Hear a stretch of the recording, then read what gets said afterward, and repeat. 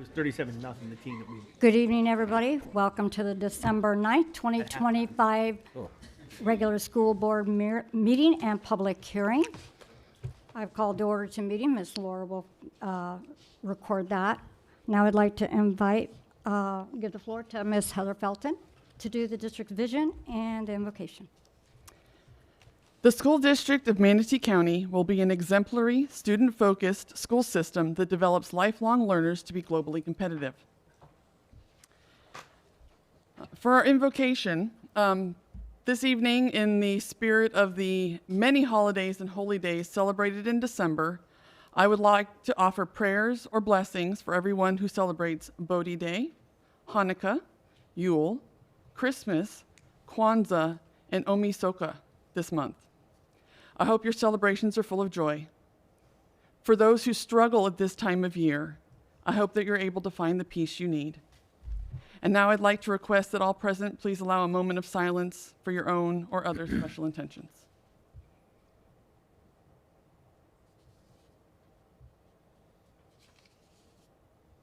Thank you.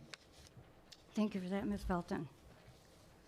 Okay, and as we have changed our pledge, we're going to read a comment from who we are inviting down to the podium to lead us in the pledge.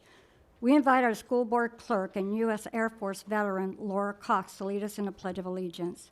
Laura, who has been with the school district since 2019. During her 7.5 years in the Air Force, she earned the rank of Staff Sergeant. She served at multiple duty assignments, including Texas, Utah, Korea, here in Florida, and Hawaii. Laura was assigned to many deployments and temporary duty assignments in and out of the role of the U.S., to include Secret Service detail for the President, Vice President, and foreign dignitaries. She also served on multiple 6-month deployments in Kuwait and Saudi Arabia.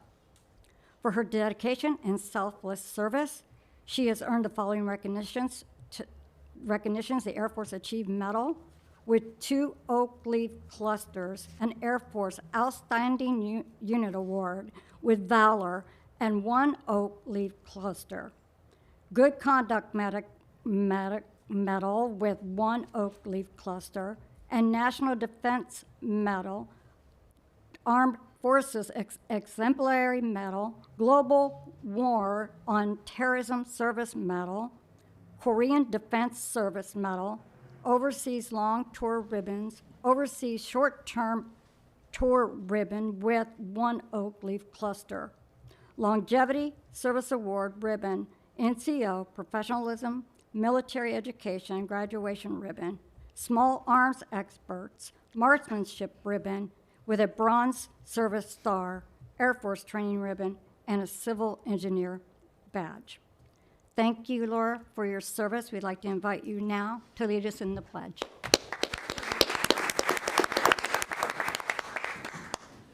Thank you. I pledge allegiance to the flag of the United States of America and to the republic for which it stands, one nation, under God, indivisible, with liberty and justice for all. Thank you, Laura.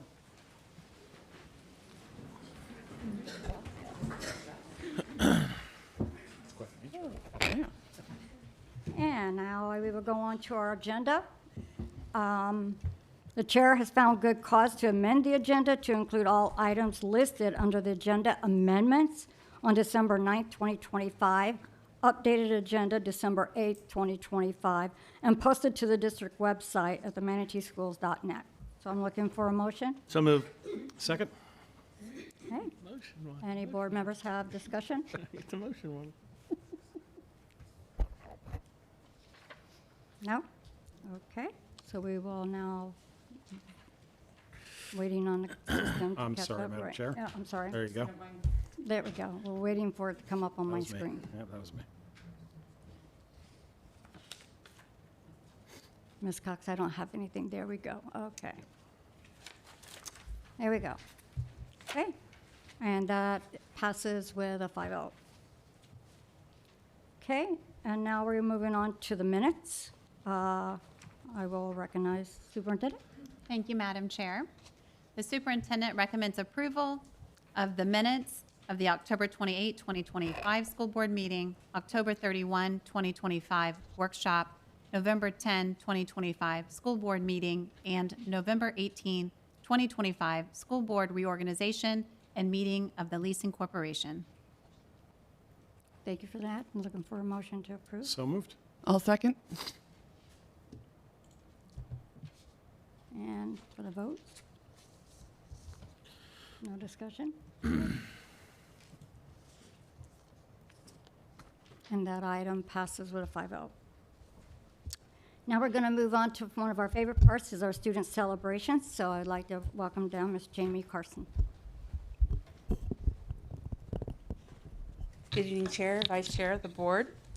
First up for our student celebrations this evening, we're going to tee it off with a hole-in-one achievement. Yay! When the Parish Community High School girls golf team hits the greens, they don't just play the course, they master it.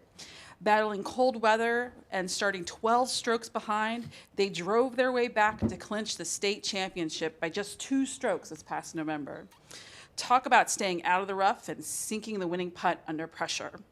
This marks the first time in the program's history that they've claimed the top honors, a true fairway to success. Ensuring the team's aim is true is head coach Aaron Leash. As all of us as proud Parish Bulls, this team has proven that when it comes to excellence, they don't just follow the herd, they charge ahead. The victory is a big win for Parish Community High School and the entire school district. Congratulations to these champions for showing that success is par for the course when you aim high. At this time, I'd like to invite up the head coach. Oh, so good.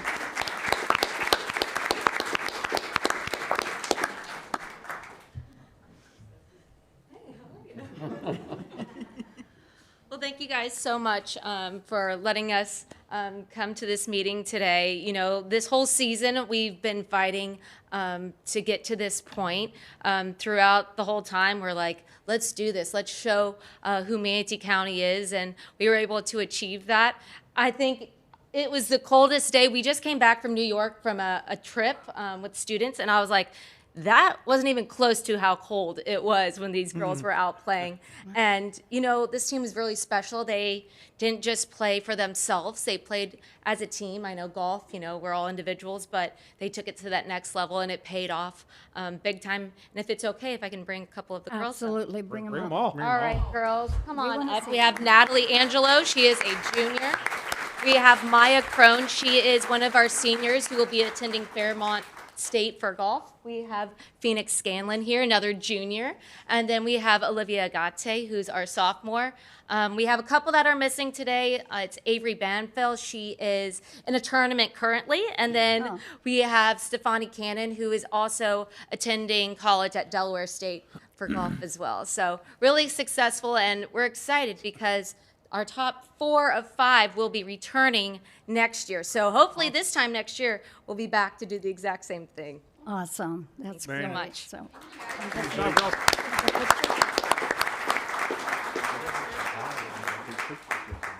Also, I can't forget our 2 assistant coaches, Karen Sergeson and Jason Micken. And he came all this way. Let's go ahead and bring up Mr. Bradshaw as well.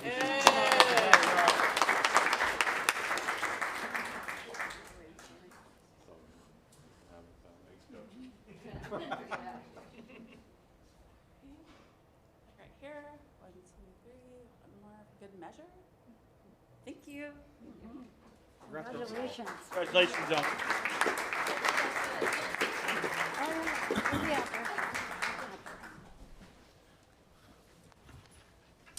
All right, next up, we're going to be celebrating the Braden River High School Pirates, who marched their way to victory, earning the coveted Grand Champion title, along with the 3A Class Championship and the Best in Class honors for both color guard and percussion.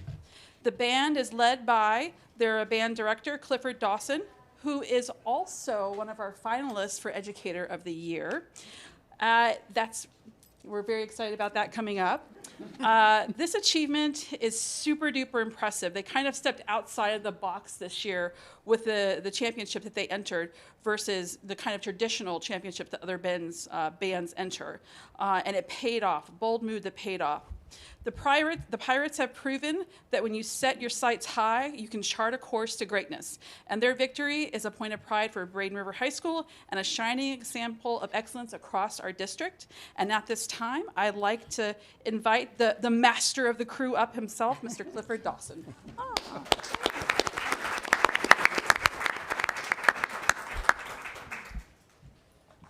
Good evening.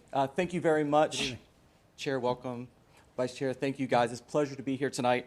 On behalf of myself, the students, I have parents here tonight, and our staff and the community partners for the Marching Band of Pirates for this moment of recognition. Joining me today, select delegation of student leaders from the Marching Band of Pirates. This is Allison Abercrombie. She's one of our drum majors. Braxton Taylor, one of our drum majors. Quinn McGettigan is our band president. This is Kirsten Solar. She's one of our color guard captains. And this is Alexis Huffstutler, and she is our front ensemble section leader. They are just a small group of people that present our leadership and represent the entirety of the student body for the Marching Band of Pirates. I wish I could bring them all, but entirely too many to have here tonight. Under solid student leadership this year, MBOP received a new high score in recent memory of a 93.588, which to us embodies our commitment to everyone, always. Because in marching band, everyone participates. We've secured our 7th state championship now, earned top honors, as you heard, in general effect, percussion, and color guard at our FFCC state championships on November 8th, and celebrated our first grand championship for the 1A through 3A divisions. This year has marked a pivotal moment for the Marching Band of Pirates as we set our sails, love the puns, by the way, Jamie, set our sails for the national circuit. Our 2025 production Winds of Change has reflected this new direction. Guided by a commitment of excellence and a simple goal of being better than last year, we met every expectation and look forward to setting and achieving even higher standards for the years ahead. On behalf of the Marching Band of Pirates family, thank you for your continued support. My hope is the Marching Band of Pirates and Braden River High School remain a proud symbol of excellence for Manatee County. Thank you. Thank you. Awesome.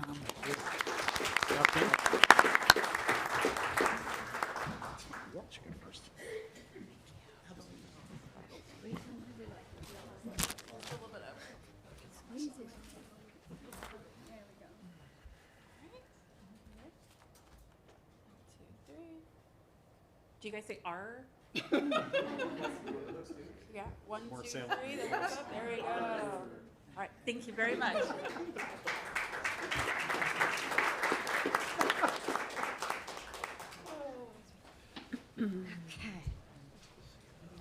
That's always a great moment when we can bring students down here and they can represent our district with wins like that. So we appreciate it. I know I do. Now we are on to the next item of our agenda, which is public comment. We have 7 public commenters who have signed up. I will say that you will have a 3-minute timer just above your head, and I'm asking that you respect that time clock and listen for the bell to go off, and that would be the end of your public comment. So first we want to welcome down Martha Jacobs.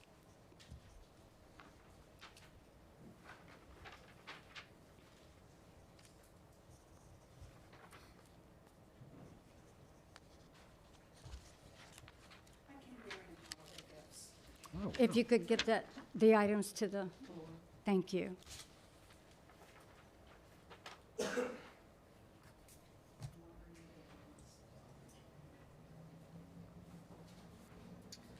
Good evening, Chair Spray, Good evening. Superintendent Breslin, and members of the board. My name is Martha Jacobs, and I'm a resident of Manatee County. I am speaking on behalf of families and community members who are or should be concerned about the state's Schools of Hope program. Parents and community members need to understand A, the difference between our current charter schools and Schools of Hope charters, B, what a potential Schools of Hope takeover by co-location means to them, C, the financial impact to the district, and D, what the community can do to help stop a Schools of Hope takeover. I am asking the board to take 4 steps. First, it is important for the community to understand the financial impact of the program. please ask your staff to calculate the potential lost public school revenue through vouchers and the unreimbursed expenses for just one of our targeted schools. Perhaps Lincoln Middle would be the easiest. Then please share this financial burden information with the entire community. Second, please schedule workshops after the winter break at the schools who received a co-location letter. At each workshop, please fully educate these parents about Schools of Hope and address any concerns they may have.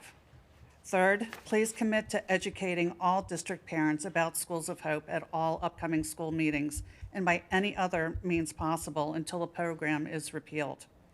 And fourth, please adopt the resolution provided in the packet stating Manatee County opposes forced charter co-locations and will help protect local control.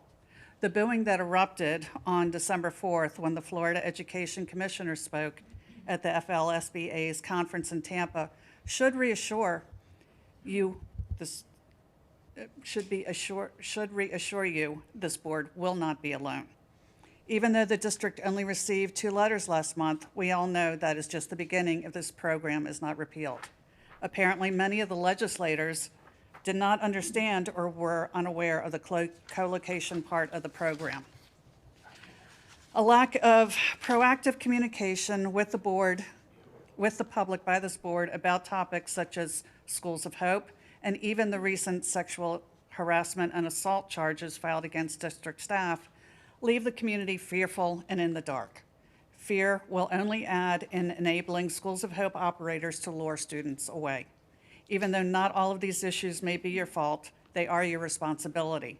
Please embrace your responsibility by committing to communication, transparency, clarity, and collaboration with the public. Communication must happen early, frequently, and loudly. We want a trusting relationship with this board. We want to understand what power you hold so we can hold you accountable where appropriate and support you where something is outside of your control. Simply stated, help us to help you. Thank you for your time, your leadership, and your continued commitment to the students, teachers, and staff of the Manatee County School District. Thank you. Thank you. And next up, I have Kelly Ford.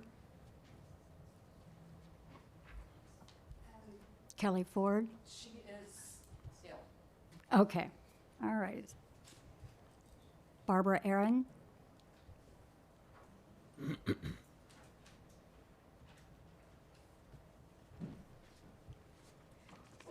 Good evening, Madam Chair, Mr. Vice Chair, members of the board, Superintendent Breslin. My name is Barbara Aaron. I'm a resident of Manatee County. I'm here today speaking on behalf of Save Florida Home Rule, which is a grassroots, nonpartisan organization dedicated to preserving, you guessed it, home rule. We bring several points to your attention regarding the current Schools of Hope legislation. First, forcing a school district to accept co-location as is required by the 2025 revision of Florida Statute 1002.333 is a preemption of the home rule that is guaranteed in the Florida Constitution. The state orchestrating the use of local school buildings is clearly state government overreach. Further, Florida Statute 1002.333 requires the school district to bear the costs of the School of Hope occupying the building. Money for these schools means less money for the other schools in the district. In addition, it is a disruption to the education of the other students in the building.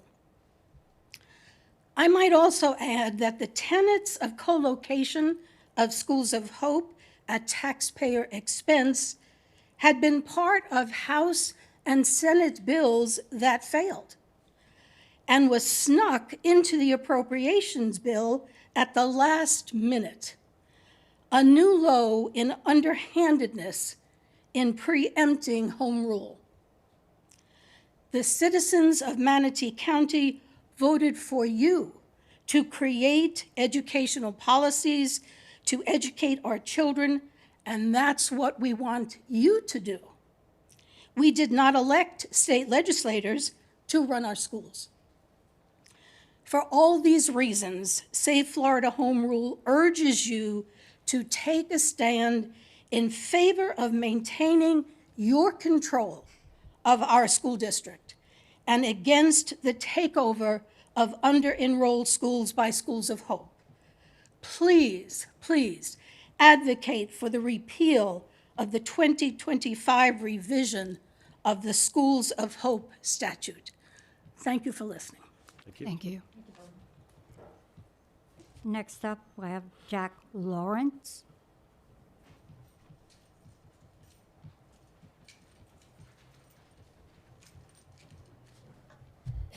Good evening. Good evening. My name is Jack Lawrence, and I'm a Manatee County Public School student. I'm here tonight to speak about the charter school takeovers that are taking place in this school district and across the state. As we know, Schools of Hope is the friendly-sounding name for private charter operators taking over classrooms, resources, students, and funding from our existing public schools. Meanwhile, this school district has virtually no oversight of these schools or authority to object. I'm a product of this public school system, and although I see its flaws, public schools provide everyone the opportunity to have an education.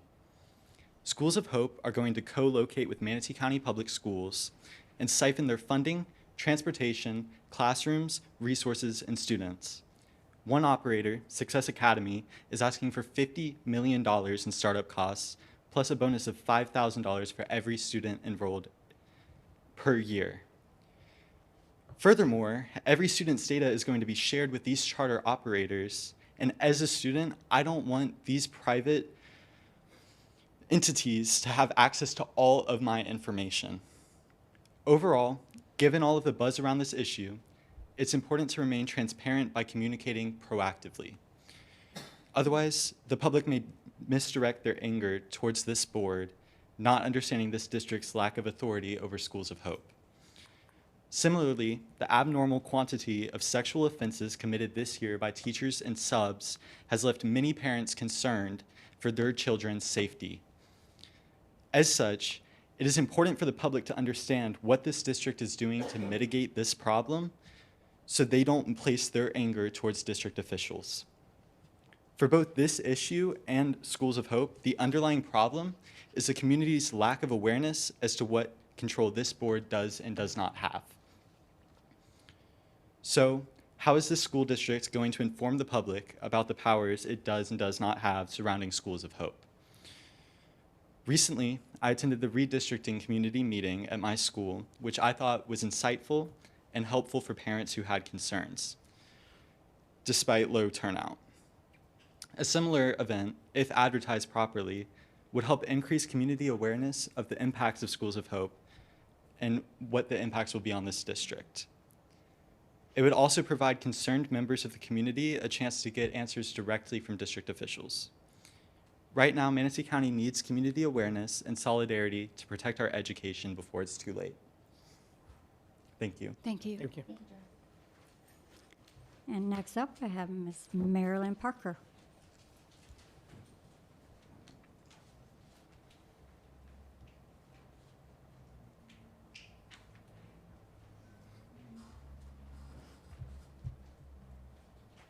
Good evening, everyone. I am Mary Lynn Parker. My public comment tonight is to encourage the school board and district leadership to advocate for the repeal of the Schools of Hope co-location legislation and rules and for the passage of Senate Bill 424. Each of you as school board members represent the citizens of Manatee County. You have an obligation as individuals and as a body to protect our students and the employees of the school district and to look out for the taxpayers of Manatee County. Instead of falling, I know that the Commissioner of Education threatened you last week at the statewide meeting of school boards and superintendents and told you to fall in line or else. Instead of falling in line, I'm asking you to do the following. Be brave. Do not be scared. Educate yourselves about the Schools of Hope co-location rule and the underhanded way that the co-location legislation was brought about. Learn how much it will cost the school district for a School of Hope to co-locate at Lincoln Middle School and on Harley campus.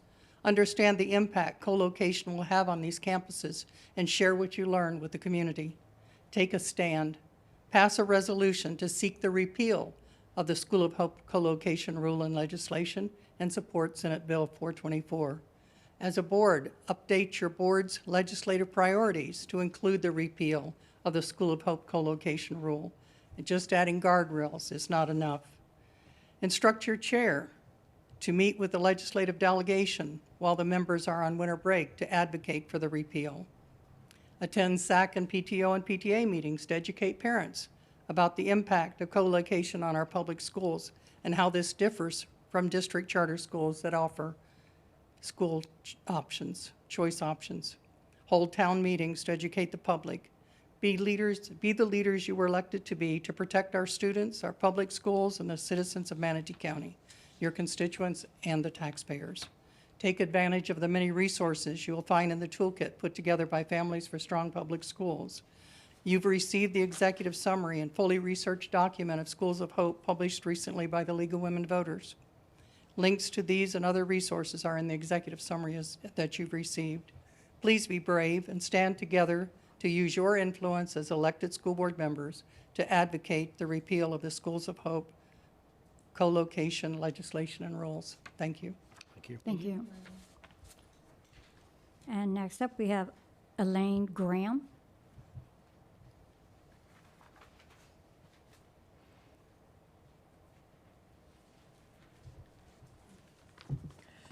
Good evening. My name is Elaine Graham, and I'm raising concerns about Schools of Hope and its passage and what it means for schools. The changes will lead to a financial burden, and other people have spoken to that tonight. The changes threaten student privacy and safety. The changes mean a loss of local control, your control over schools and the things that happen in schools. These changes mean all schools can be targeted. Schools of Hope in the new rewrite is no longer about providing alternatives to low-performing schools. It is a takeover of public assets. The lack of public communication. My greatest concern tonight is the board's silence. Only one board member has been actively discussing Schools of Hope with the public. This policy affects every student in our district and every taxpayer in the county. Yet most citizens don't even know it exists or understand what co-location means for their schools. I'm asking this board to please communicate with the public. We need public information sessions explaining the difference between charters offering school choice and Schools of Hope operators, what co-location means and how it's going to impact students and taxpayers. We need plans on how you will protect students' privacy and public safety and school safety. We need clear answers about which schools are vulnerable, not just the two that have been targeted so far. We need transparency about your responses to state mandates that override this local control. We need regular updates as this situation develops and changes.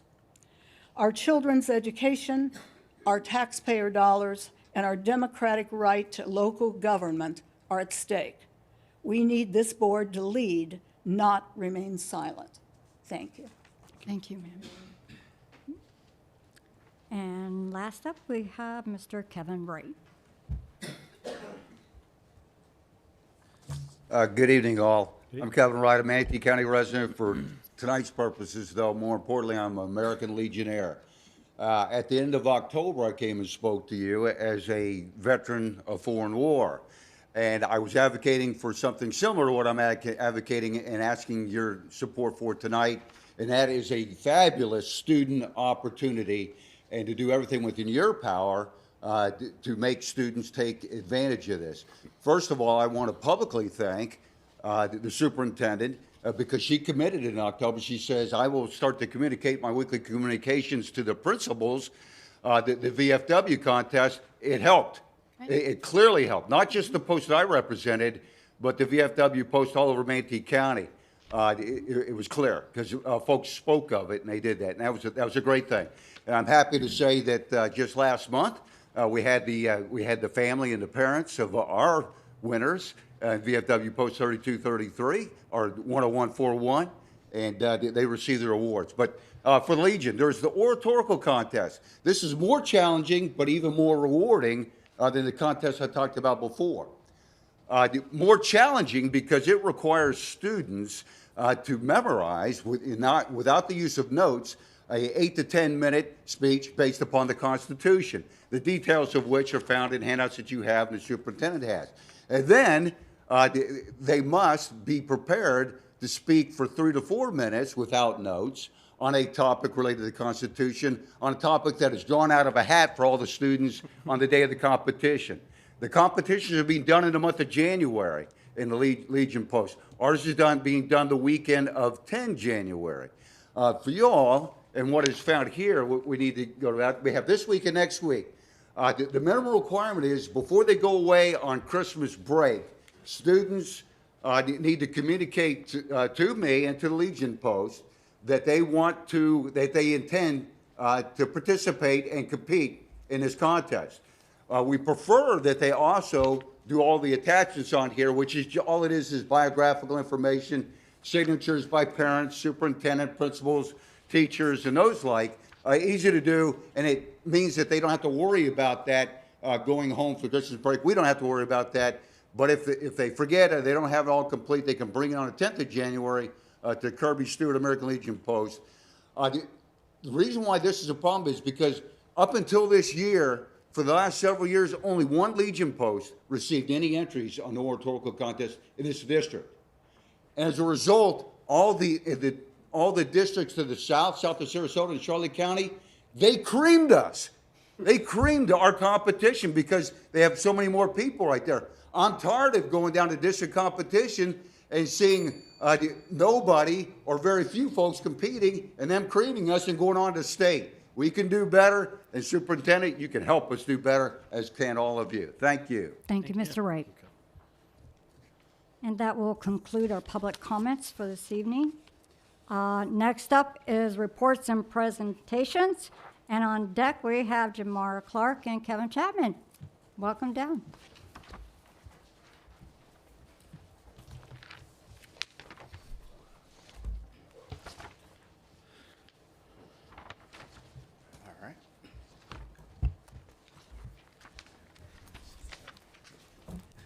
Good evening. Good evening, Chair, Vice Chair, and Superintendent, Dr. Breslin. Grateful for the opportunity to be here this evening to share some information about my awesome team at the Office of Student Assignment, and also share some information with you about school choice for this school year. All right. As a lot of you know, I am a product of Manatee County, so I'm grateful for this opportunity to be here. I also have children in our district right now, so I really am grateful to be able to be a contributing factor of education in our district, and I'm very excited to share some information with you about our team. So this is the center of our marketing last year. You are now looking at a picture of our graduates at Lecom Field. I really love this picture. Picture says 1,000 words, and we really want to focus on this tradition of excellence in Manatee County schools. We have so many great things that are taking place. We have so many great programs. We just want to make sure we're shining a light on that, making sure parents know all these great opportunities that we have in our schools and make sure it's accessible for them. This also kind of shows you our aggressive marketing strategy last year. This billboard was at Lecom Field, and when we were at the Back to School Bash, it was great to see that and for all of our families to see that and all of the community partnerships that we are having in our community, and we just want to continue that effort. I think you'll see similar at the the joint showcase in January with our STEM team. There'll be a lot of community presence there as well. And I also want to highlight that this is a portrait of our graduates, so to speak. And to see how excited those students are up there, to see the important milestone that they have accomplished, we know that those students have exhibited some core values that we hold near and dear to our school district. We know that they've exhibited integrity, communication, critical thinking, resilience.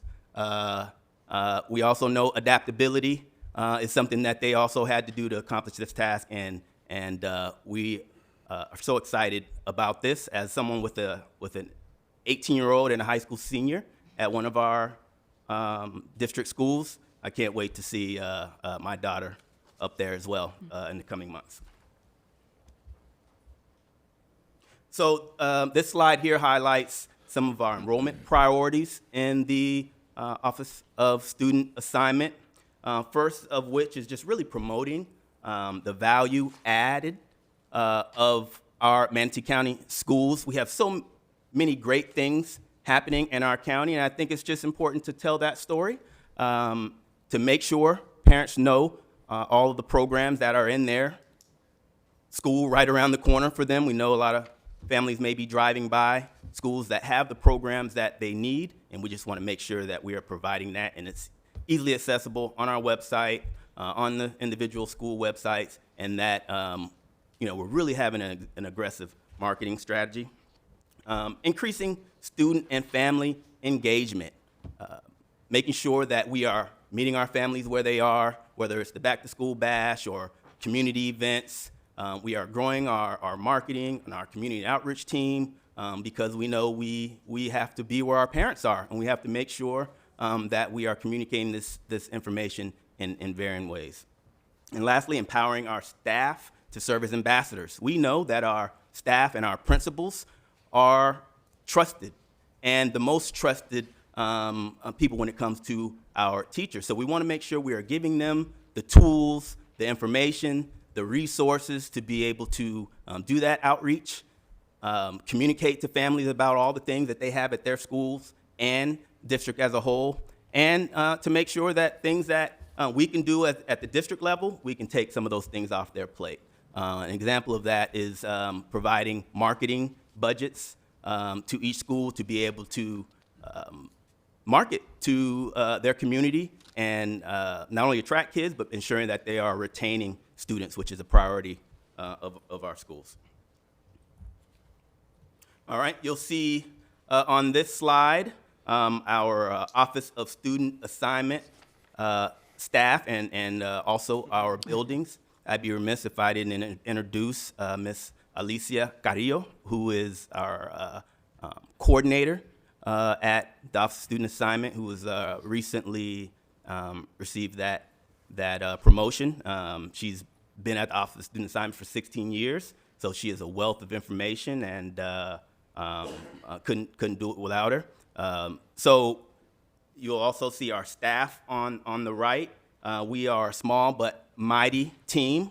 There are 6 staff members at the Office of Student Assignment that handle general enrollment. We have a few more staff members that do a few other things, but K-12 general enrollment, we have 6 staff members. And just this last year, we opened up another office in order to meet our families where they are. We knew there was so much growth on east of 75. Having the office at the Chamber of Commerce there in Lakewood Ranch really provided great resources for those families. Just a little bit of data there. We opened in October of last year, and in July, we had 100 visitors. In August, we skyrocketed to 254 visitors. So as people know that we are there, as they trust that we are there, we're seeing more people come in, and we know some families like to do enrollment online, but there are a number of families that need that one-on-one connection, and we're grateful that we were allowed to open that new office to be able to better serve our families. All right. Customer service excellence. we really try to focus on excellence expectations in our office, making sure that whether it's a school or a family that is reaching out to us, we are using those same values that I mentioned earlier for our graduates, and making sure that you are considering those values with every interaction with our schools and with our families.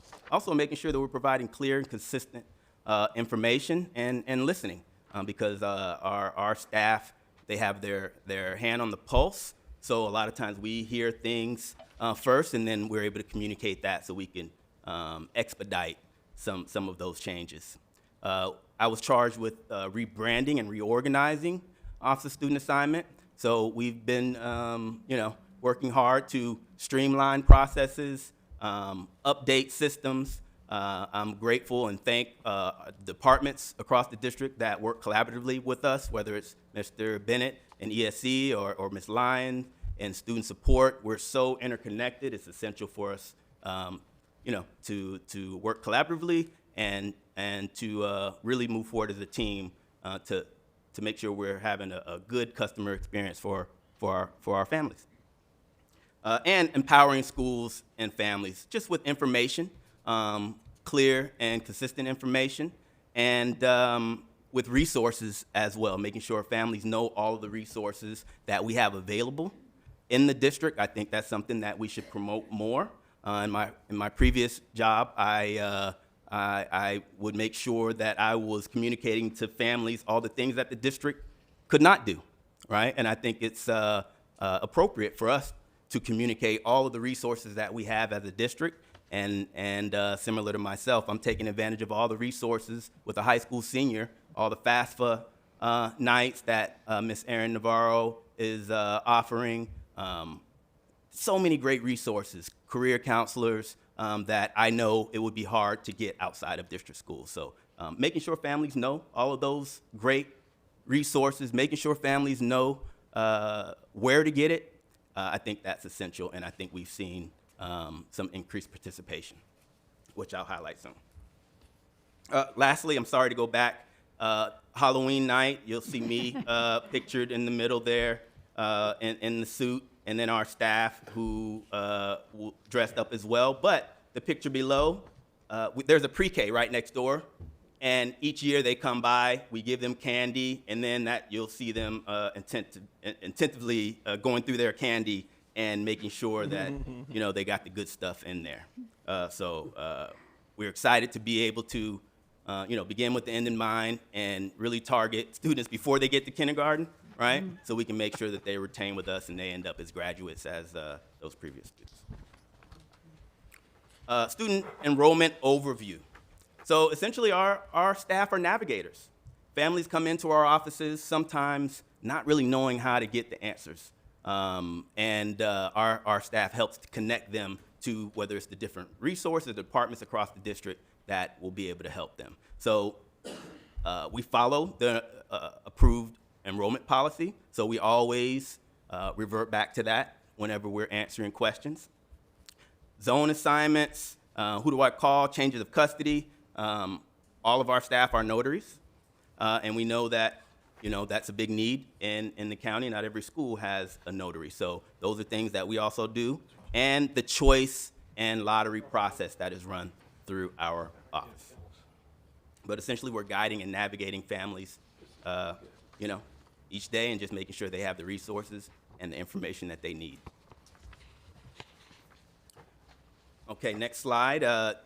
24-25 enrollment decisions. This is highlighting some of the decisions that were made last year that contributed to our standing today. A few of those are, one of the first things we did was push back the choice fair or showcase from November, December to January.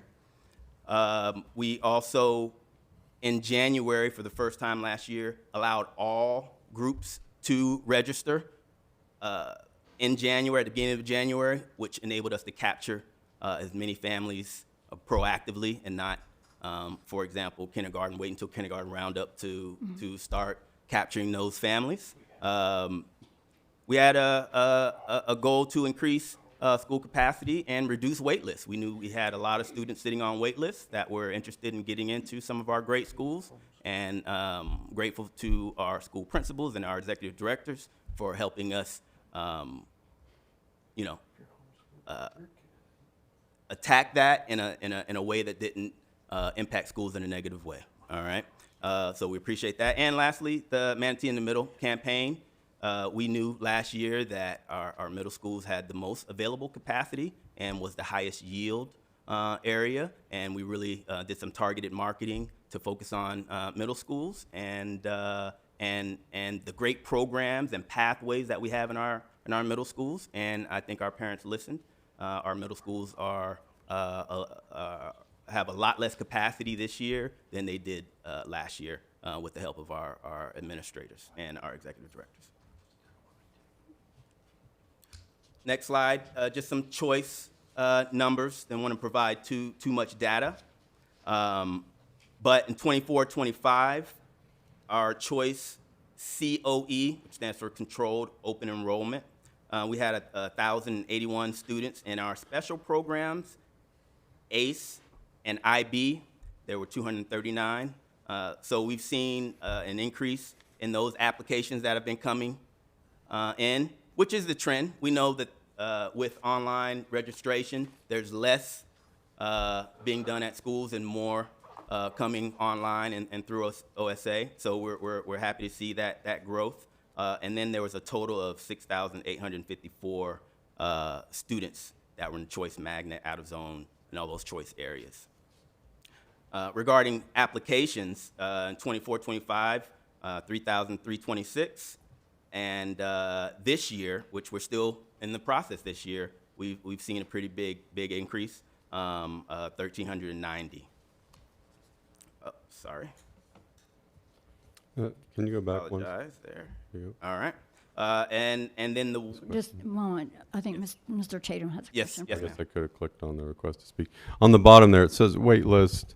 What does that exactly mean? Are those students that are waiting for school choice Yes, that sir. haven't been able to be approved yet? Yes, sir. Students who complete controlled open enrollment applications, if they are, if they do not get into that school, we put them on a wait list, and then by statute, we have to review that wait list periodically during the year. We in our district, we review it quarterly, so we'll be reviewing it soon, and then there'll be choice in the spring.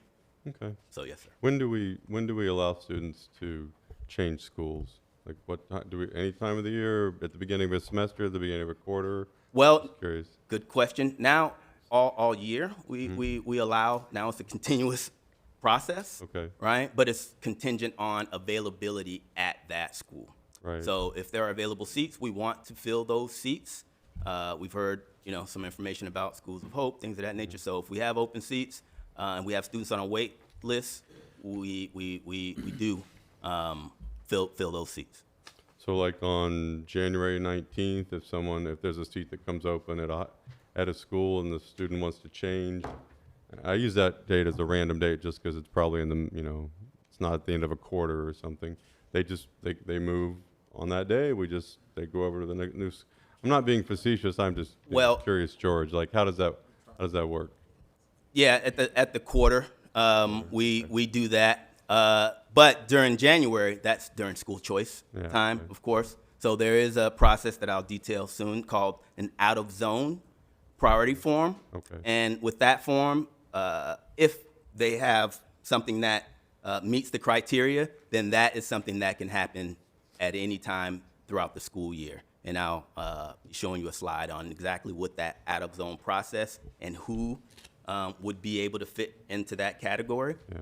And that is something that a lot of our families take advantage of as well. It seems like it'd be really disruptive, like on 1 February in the middle of a Yes, class. sir. But there might be cases like of bullying or something where we do it, but just say I want to move because it's time. I don't know, but that's something you all work on. Yes, sir. And that's that controlled open enrollment great. application. All right, thank you. Madam Chair. No problem. Sure, go ahead. Jamar, you got a couple things you said, got a couple questions going in my head, so I'll be quick because I know you have a lot to get through. But a student who is waitlisted, I'm assuming, but you can correct me, that a student would run into a wait list Because they wanted to go to a school that does not have capacity? Yes, sir. Is that the primary reason? They would be on a wait list if there were no more available seats. So, we'll determine how many available seats we have at a school, and if there are more students that want to come than we have available seats, there's a lottery, and then those students that don't get in, they go on that wait list. Gotcha. And Mr. Kennedy, if I may jump in, elementary, you also have to look at class size, right?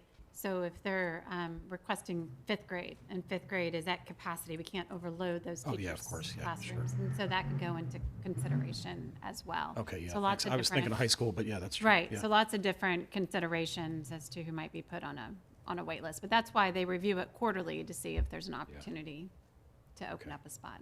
And then to Mr. Tatum's, I'm kind of changing gears, to Mr. Tatum's question, and I know this probably happens more in the Title I world than non-Title I world, but, kids come and go all the time. So I just want to make sure that I have my understanding that this is correct. If the parents or guardian, let's say a child's at Onico, for example. Okay. The family, for whatever reason, moves on January 19th to a different neighborhood. They still have a right to go to that new home school, correct?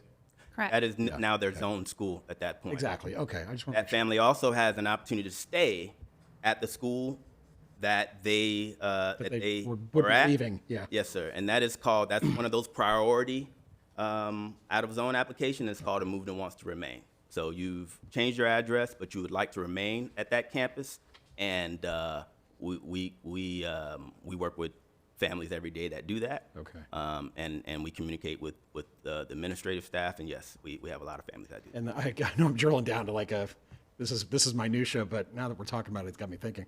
So, but if in that situation, the family does not have a right to transportate. If they want to stay at the school that they're moving out of that attendance zone, Yes, sir. they don't have access to transportation. No, They if can't they use do a the moved system. and wants to remain, that is no longer their zone school, right? Okay, so They're just essentially a choice stand- student at yeah. that point. Okay. Yeah. Now, if they go to their new zone school and they live 2 miles outside Then they of can that bus. school, then transportation, not to speak for transportation, but then transportation would potentially go into effect. Okay. Thank you. I appreciate it. Thank you, Madam Chair. Anyone else? Okay, go ahead. Thank you. Okay, controlled open enrollment request. And this provides families the opportunity to enroll their child in any public school that has not reached capacity. And Alicia says it very cleanly. You don't need a reason to apply for controlled open enrollment. All right, you can, if you want to go to another school, you can complete that application. We actually allow parents to complete up to 3, I think, applications for controlled open enrollment. So the lottery applications not selected will be placed on the wait list as indicated a little earlier, and late application will be added to the school wait list. And subject to class size and school capacity, which most of these initiatives are. And all of that is communicated to the parent? Yes, ma'am. As you're going through the process? Yes, ma'am. Okay. And it's in the language and the letters that we send out as well. Okay. But we will communicate more, especially in this year. It's very important for us to have that clear communication Absolutely. going out. Okay. So out of zone form, these are requests for families experiencing a qualifying event or another priority. So the first bullet there is impacted by rezoning. Our legacy and our founders provisions will go through this process this year for rezoning, and we'll be communicating that information out to families very, very shortly after this meeting to make sure they know the steps on how to accomplish this process. So we are working to get that communication out. But some of the other priorities are foster care. If you are a military family like mine was, you would be able to apply for an out-of-zone school district employee. They get priorities. If you have a sibling already at a school, you get preference or priority with your application. It's not a guarantee because it's still contingent on capacity. But these are our priority situations. Okay? Okay, speaking of that out-of-zone process, which our legacy and our founder families will be utilizing for this process, there is, we're going to create a very clear roadmap for how families are to complete this process. And we want it, Dr. Breslin wants it simplified, and she wants it, make sure it goes out to every family so everybody has this information. And this is the same process that families would have filled out in the past for an out-of-zone, and it's through Focus, so everybody must have a Focus account, and the enrolling parent is the one who will complete this process through Focus. But there will be a drop-down that a parent will be able to select, and they can, choose Legacy, and it details exactly the language there, or Founders, and those families, if they complete that process by January 30th, the due date, they will be able to take advantage of that Legacy or that Founders provision for the 26th, I have a real quick for question. the following school year. Yes, ma'am.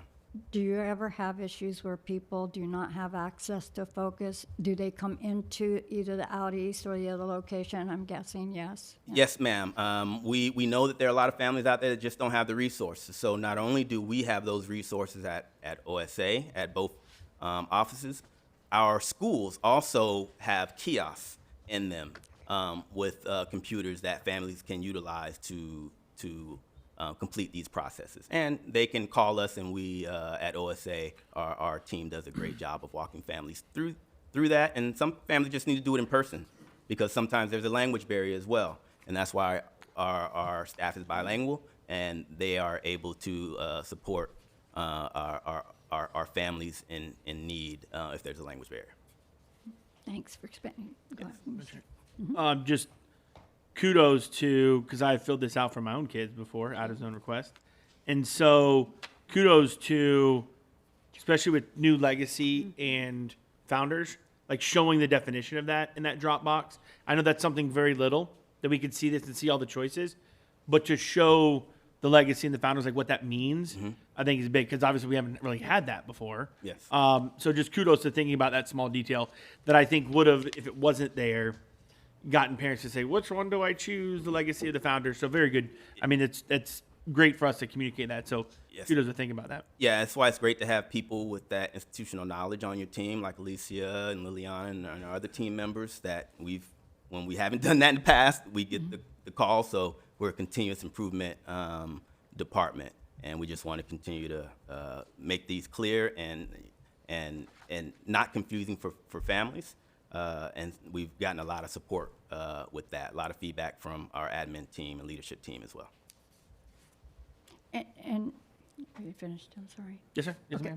ma'am. And we're communicating that the Legacy and the Founders will not provide transportation to those families that choose those two options, correct? Yes, ma'am. That'll Okay. be clearly stated, not only in the communication that we send out, but also any letters that are sent home. That will Okay. be detailed.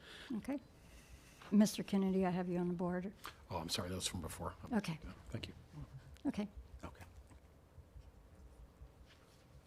Okay. So with the rezoning and school choice process, we know families have a number of questions. And we don't want them, we want them to know if there's no action needed. So we wanted to create this slide. So if your student's residential attendance zone will not be changed, your child may continue attending their current school. So we want families to know if you like your school and it hasn't been changed, you can stay there. Your student is already attending their school through school choice. They may remain at that school through the highest grade offer. That is school choice. We allow you to stay there to the highest grade. And lastly, You have been rezoned to a new school, and you would like your student to attend the new zone school. There's nothing for that family to do. All right, so these families, there's no action that needs to be taken, and they're in good shape for next year. Okay. Mr. Clark? Yes, sorry. I just want to make sure we highlight again that if your student is already attending their school through school choice, Yes, ma'am. you don't have to apply again. I've gotten this question many times. Yes. You do not have to apply again. You've already choiced there. You've already been told, yes, you can go there. You don't have to apply again. Just want to make sure that that is very clear. Yep. Good And point. We'll just reassure families. They just want some reassurance sometimes, or just to hear somebody. And so, yes, ma'am, we'll continue to reiterate that. And sometimes that's a little confusing because sometimes we up here talk about the future so much, but they're in the present. Yes, ma'am. So that's a little confusing sometimes. So great point to That is a good bring point. that up. We'll make sure to stress that. Okay. Okay, now this slide is important for families. Action will be needed if any of the following apply. And there'll be communication coming out, but this needs to be completed by families by January 30th in order to be included in this provision. All right? So number one, you want to use the legacy provision, and that is to stay at your current school to the highest grade, even if rezoned. And we're including VPK in this scenario only for this rezoning process. So if you're a VPK student and you're at a school, you can stay and utilize the legacy provision to stay there up until the highest grade for this year. That's awesome. Okay. Number two, you want to use the founder's provision for high school students. So that's rising ninth graders. They may opt into the newly rezoned high school, not for next year, but for the 27-28 school year. And number three, you want your student to attend a school that is not your current school and not your newly rezoned school. So you want to request a school other than your current or rezoned school. Applications open January 5th. So January 5th will be the date that applications for this legacy and founder provision and all other choice applications will go live for families to be able to participate in January. So we will communicate more information in the coming weeks. Families will know exactly how they will complete this application and by when. And we'll make sure we do a good job of communicating to our families and schools so there are no questions left unanswered. And we are also encouraging our families to come out to our STEM and school choice showcase, which is on the 24th at the Braden Convention Center. It's a joint event that we're very excited about having. And I think it'll be an example of all the excellence and teamwork and collaboration that we've been doing in our district. And we're very excited about that. More information to come. And that's January 24th. Yes, ma'am, January 24th.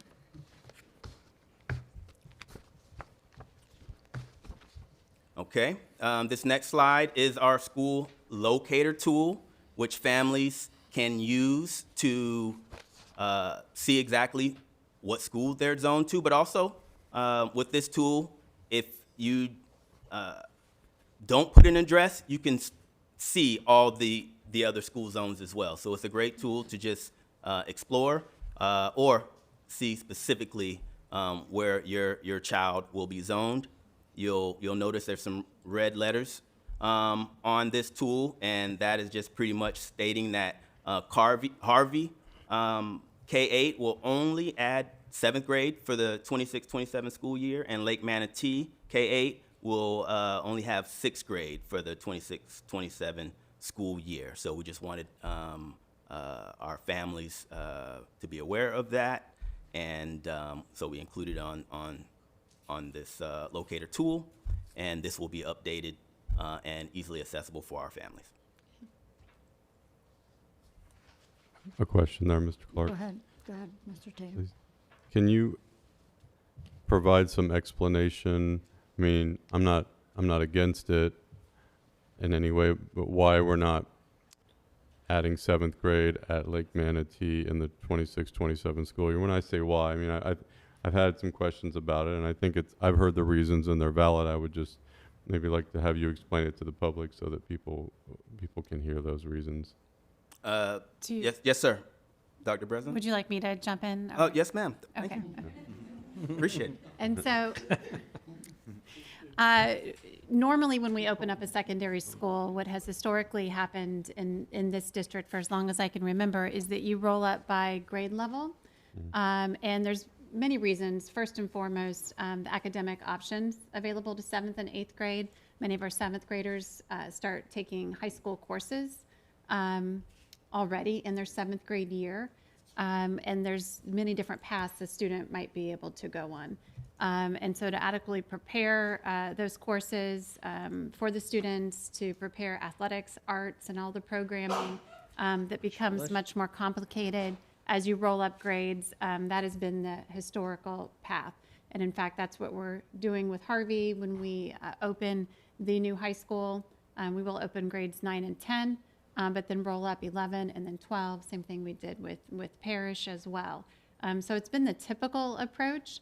And working with Principal Richardson and his staff, he feels very comfortable with that approach. And finally, we're also utilizing part of the 6 through 8 classrooms at Lake Manatee to house some 5th grade and possibly 4th grade next year as well, while we finish out the final building for Lake Manatee. And so in addition to academics, it's just capacity of the classroom space. Okay, so when we roll it all together, there are programmatic issues that come up, and then there are space issues that come up. And even though we would like to maybe accommodate some of the people who'd like to have their child go to that new school, when you weigh the pros and the cons, the pros come out that this approach is probably what's best for the school system and for the school. Best for the options for their individual student. They'll be able to have at their current middle school all of the programming that will fit their child's needs, whether it's academic or related to extracurriculars. Right. Like Manatee, if we tried to roll into 7th and 8th grade, there would definitely be gaps in that programming, and that's not what we want for our students. Okay, great. Thanks for the update. Thank on you, that. sir. Mhm. Thank you, Mr. Clark. Thank you, ma'am. Thank you, Mr. Tatum. Okay. Almost finished. Okay. Frequently asked questions. We know that there are a lot of questions out there, so we wanted to proactively have some answers to those so we can provide clear communication. So does rezoning impact school choice? So students currently enrolled, school choice are not impacted. Of course, they can stay to the highest grade level, as Ms. Felton indicated earlier. That's a point that we'll continue to stress. Number 2, I think was the second question, is transportation provided for students using the legacy and the founders provisions. So parents of students using those provisions were responsible for transportation. So we'll continue to communicate that as well. What is the remaining timeline? So after tonight, the next goal, sir? If approved. Yeah, if pending approval, we'll move forward, and in 26, 27, the new attendance zones for all of our schools will go into effect with the rollover in January. Okay. Number 4, when can I submit my out-of-zone application for legacy and founders provision? I want to notify you that there's been an update to this. I apologize, but these applications will go live when we return from Christmas break on January 5th. You know, my office feels that it would give us more time to be efficient, make sure we're providing clear, concise information, and give our IT team and also our mapping, the company that we are doing our mapping program with, to give us time to make sure that that information is correct and there are no issues with the rollover. So by pushing that back to January, confident that we'll have that in great shape and our families will be able to apply for those provisions at that time. But we're going to send communication out with that detailed information very soon. Okay. Madam Chair? Go ahead, I'm sorry. Just one more quick one too, if you don't mind. So with the new date is January 5th. Yes, sir. I'll just give you a hypothetical, and let me know how this would be handled. So you have a group of parents that want to rush to get their application in to a school that only has a few seats left. Is there any benefit to being the first in to apply, or it just everybody gets randomized when it closes? Yes, sir. It's not in numerical order when they come in. So It's not first come, first served? No, sir. No, sir. Okay, it's not a deli. Got it. Thank you. Sorry, poor Joe. Good question, because I know that is Can you tell I'm hungry? a concern of families. Oh, my goodness. And to be clear, Mr. Kennedy, if they're taking advantage of the founders or the legacy provision, there's no lottery or choice. Yeah, there's no competition. There's no competition Right. for it, so families can rest assured that they Yeah. can complete the application within the window and they will receive the choice option they selected. Yeah. No, thanks for bringing Thank it you, Mr. Jensen. And we want to reassure our families that if you complete it during that time frame, you'll have a seat. Whenever. Okay, thank you. I just wanted to say real quick that you all have worked so hard on this since, February? I think we kicked this off, and here we are, and it's now December, and you're going to continue working on it through January, so it'll become a whole year of working on this, and I just want to thank you and all of the staff across all of the different departments who have all been working on this, and all y'all in the back row back there and the other rows back there. Thank you so much for all your hard work on this. I know it's been a lot in addition to all your other duties that you have, because this is way above and beyond your normal day-to-day operations. And you've put up with my hundreds of emails of, this parent has a question about this, and I don't know what to tell them about that. And you've all responded quickly and called them the same day and all of that. And I just want to say I really very much appreciate all of this. And I'm looking forward to hearing how it all shakes out after the window closes. Yeah. Thank you, Ms. Felton. Many hands make light work, and I'll say that the feedback that we received from the community and people in the district contributed to these updates. The legacy and the founder provision came from a lot of the feedback that we heard from our families. So we listened and appreciate leadership supporting this path forward. So thank you very much. Next slide, you'll see some updated marketing that we're doing. We're making an effort to streamline, reduce the words on the marketing materials, but also make sure that our programs and our pathways are highlighted in everything we send out. You'll see my favorite picture on there again, and we've just made sure we've updated accurate information and highlighted our programs. But you'll see we're still tweaking a lot of our materials, but you'll be seeing this come out so we can ensure that our families have this information prior to break. And this will be in preparation for the showcase at the end of the month in January. Some more marketing materials. You see yard signs there. I'm sure you see these around town. And also I apologize, the one on the right for the STEM and the School's Choice Showcase. The times have been updated to 10 to 12:30 at the Braden Convention Center. Wanted to make sure I highlighted that change. So these are just some examples of more marketing materials and flyers. And the last flyer you'll see is the save the date for the STEM and the STEM and School Choice Showcase, where we'll encourage our families to explore, discover, and connect to all the excellent programs and leadership opportunities and great cultures that we have across our school district. So, we have a multifaceted approach to how we're doing this outreach: email, voicemail, social media. We're using Peach Jar, media coverage, social media, sending out postcards. We do a letter from the superintendent to all fifth graders last year, and we're going to continue doing that this year. We think that made a big impact. and just make sure we're out in the community and making sure our schools and our ambassadors have the resources they need to communicate these updates and the program that they have at their school. So couldn't thank our schools and our administrators enough. We know how much they have on their plates, and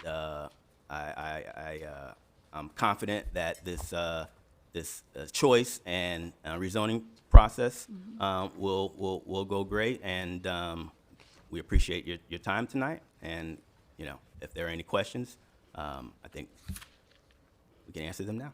I'm just going to make a few comments instead of questions.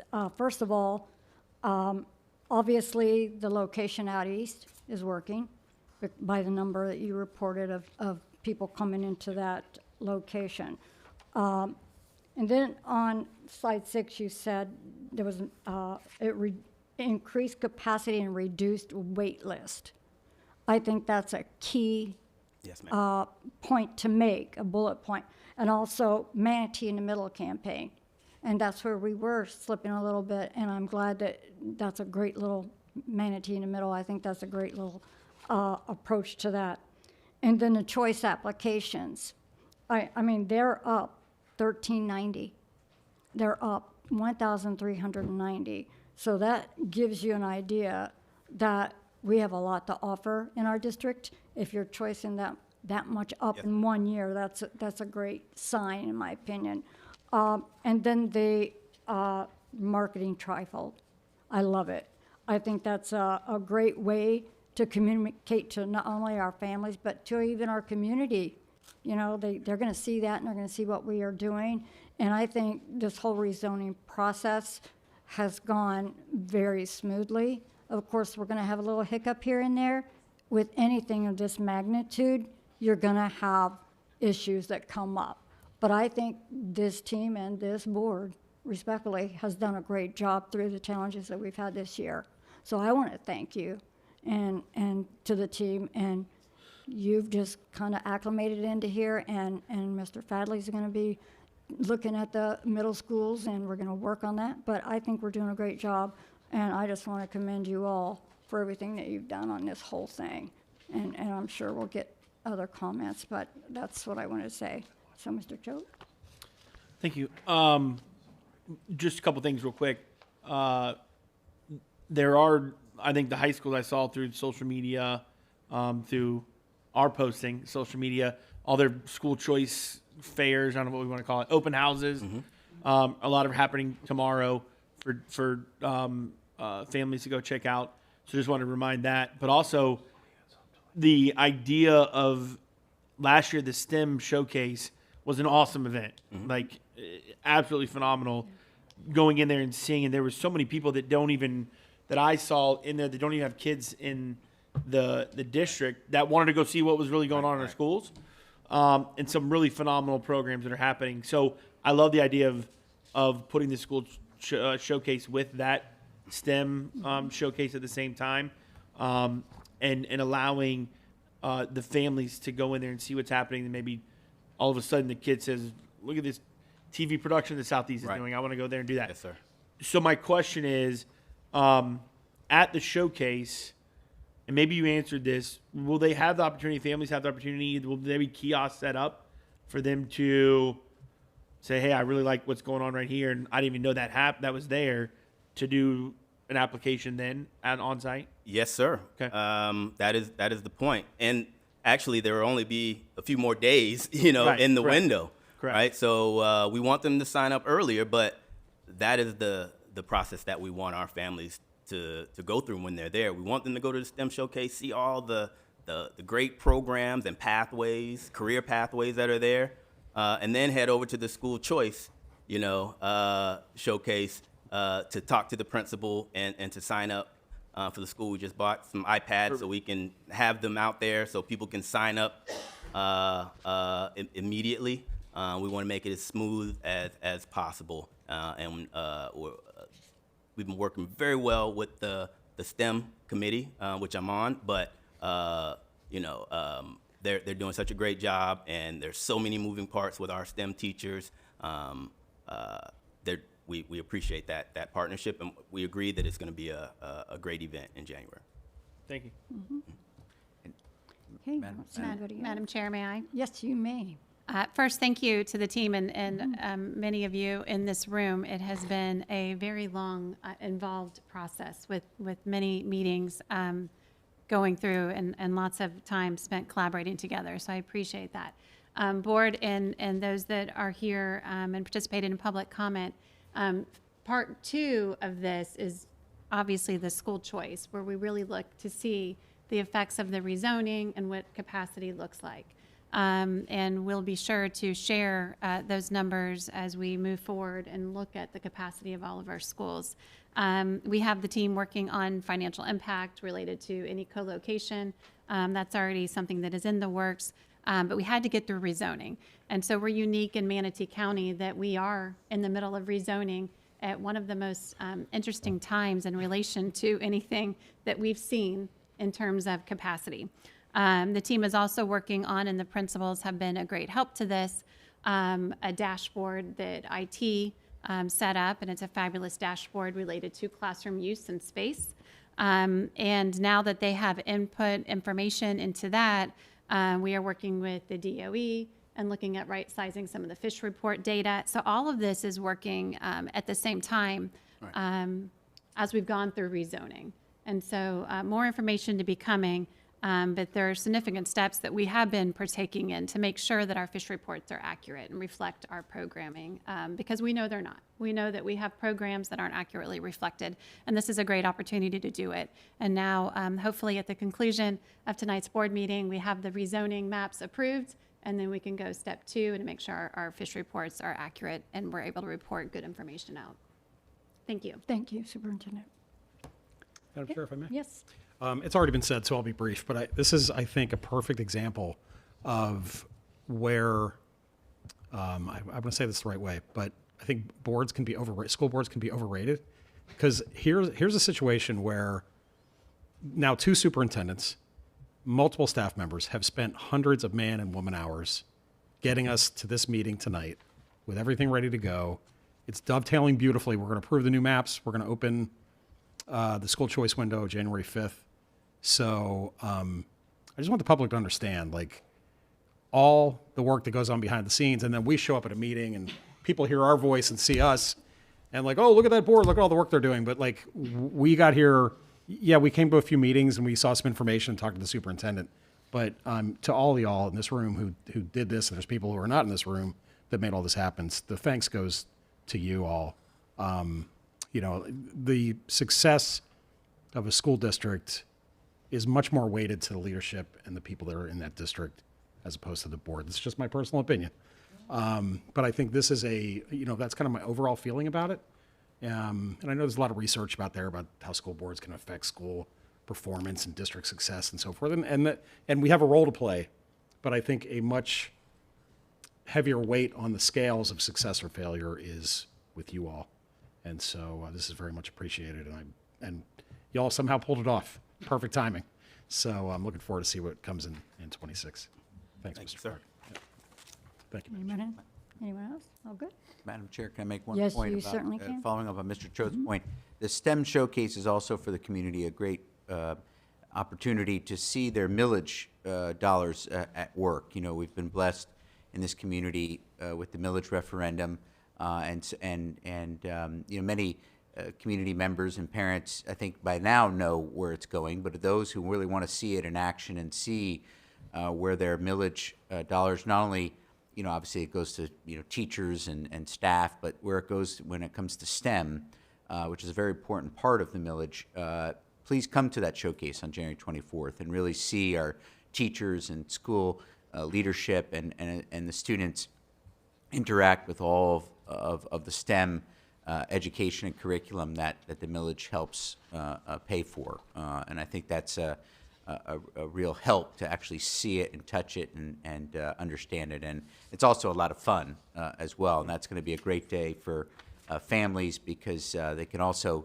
come to the STEM showcase, the science fair, and see all the science projects, and then also go to the school choice fair. And also thanks to Suncoast Credit Union, they'll be able to get a ticket to the Manatee County Fair. So all in one day, you could come see some great things that are happening in our schools for free and have a really great time with your family, and then go, a mile down the road and go to the Manatee County Fair for free. And that really shows off what this county is really all about. So we're really proud of this day, and we'll obviously get more information out about it, but it will be a great showcase of everything that's going on here. So thank you, Madam Chair. And that's a good communication to what goes on behind the scenes. It takes a lot to put on a program like that of this magnitude. I mean, all of it in one day, that's a lot of manpower, a lot of people on site, and we hope that the students and the parents and the families all come out and see what we actually do. It's a great event. I've been to it, and it's amazing what you can see there. So, okay. Anything else with that? No, ma'am. Thank you for your time. It is now 6:55, and I'm going to recess till 7:05, so we can take a little break. So we're in recess. Great. There we go. There you go.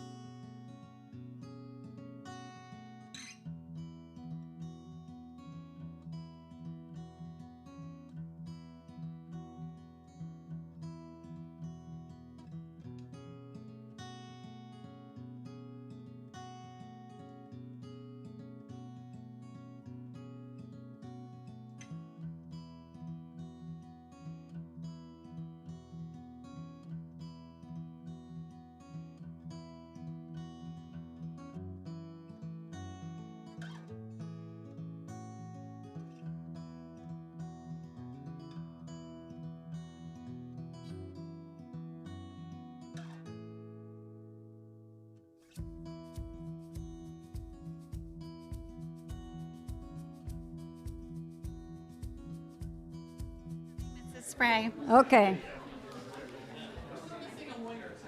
Okay. There it is. Places, everybody. Let's pass everything before Lori's here. Yeah, exactly. That was a well-deserved break, I'm sure. People appreciated that. Thank you. You're welcome. And now we're going on to item number 10, which is our consent items. And Superintendent?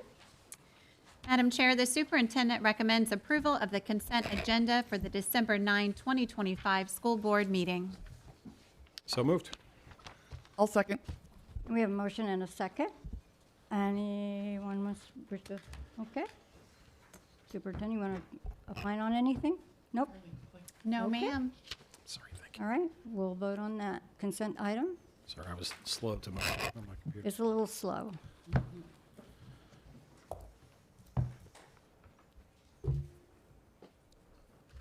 Yeah, no, I'm slow to vote. It's all right. And that approves 5-0. Okay, and now we're on to our item 11, which is our public hearing. So I will recess our school board meeting and then open the public hearing, which is for our consideration to adopt and amend school board policies. So I call that into order, and that will be Mr. Chapman or Superintendent. Ma'am, the superintendent recommends approval to adopt and amend school board policies, and I can expand on those policies if you wish. I think we've workshopped them to death, to be honest with you. I've read a lot of it. A lot of them were mechanical changes more than anything. So I really don't have anything, and I don't know if there's anybody here to speak on the public comment. I don't see anybody listed, so we have a motion and a second.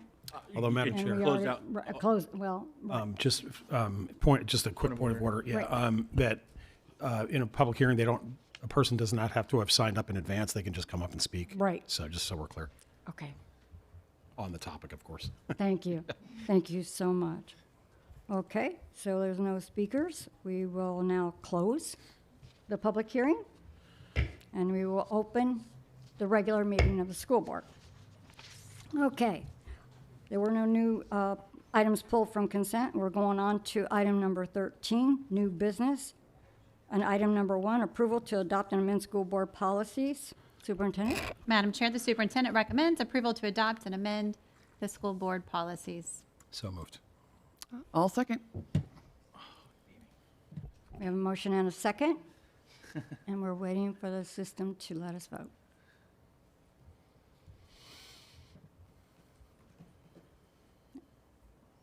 Waiting on one more.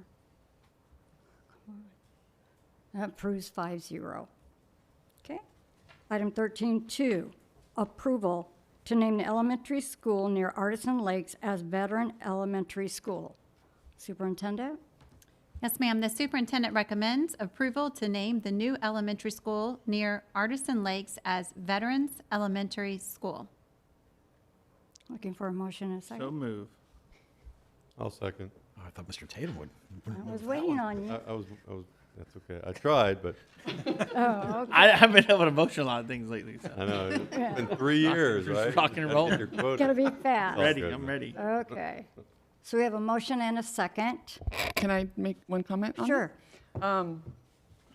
As we have already heard, and that the park, the neighboring park, is now going to be called Valor's Commons Project, is being done over there, and it's going to have, we had a presentation on it yesterday at the chamber event, and it's going to have facilities for veterans, memorials, walking paths, a picnic area. It's going to be absolutely beautiful. And so with having that veterans-focused park next door to our Veterans Elementary School, I just find that lovely. Linda?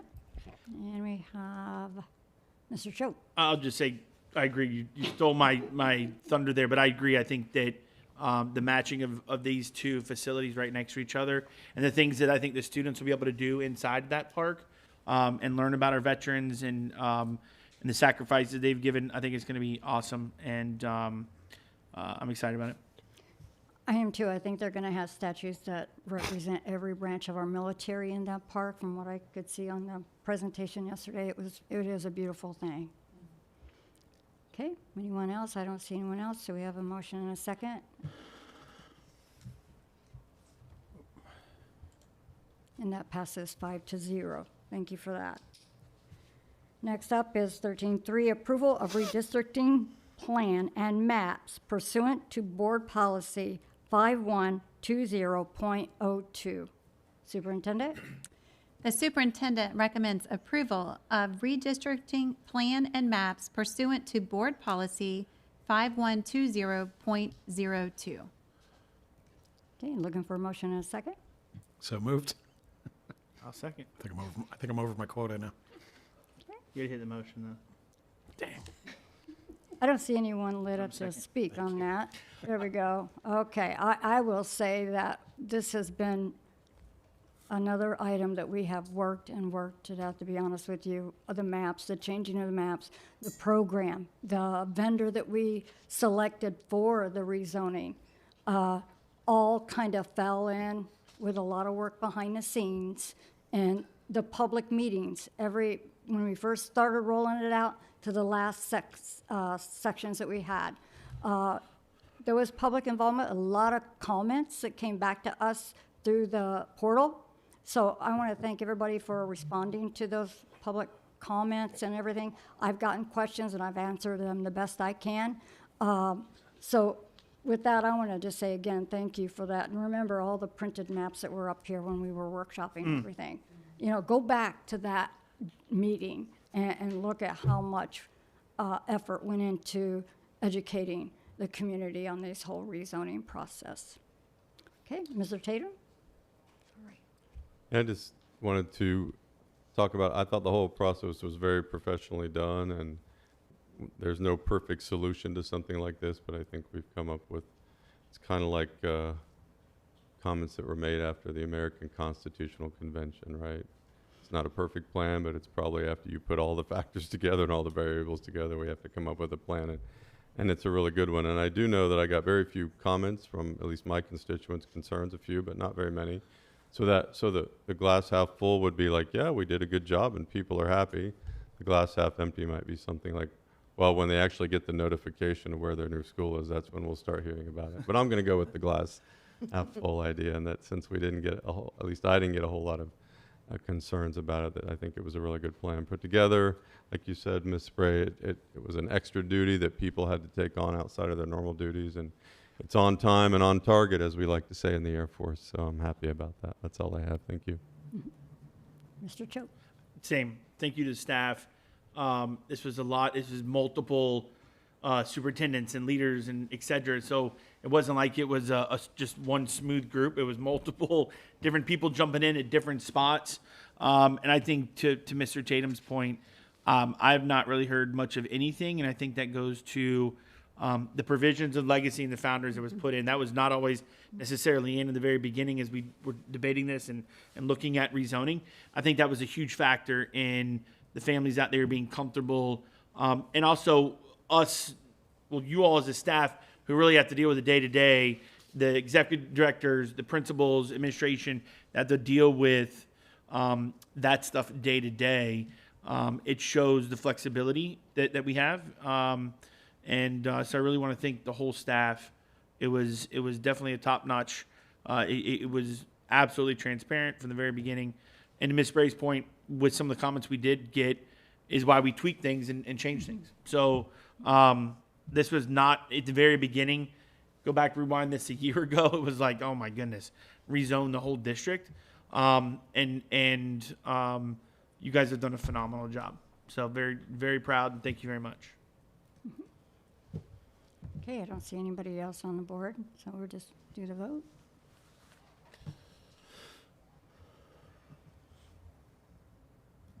Thank you, Laura. I forgot to have my vote. Yeah. And that passes 5-0. Oof. That gets a sigh of release there. Yeah, deep Now the breath. next phase begins. Check that one off. Check that one off. Okay, next up, 13.4, approval of the budget amendments for October 2025. No financial impact. Superintendent? Madam Chair, the superintendent recommends approval of the budget amendment for October 2025. Motion and a second.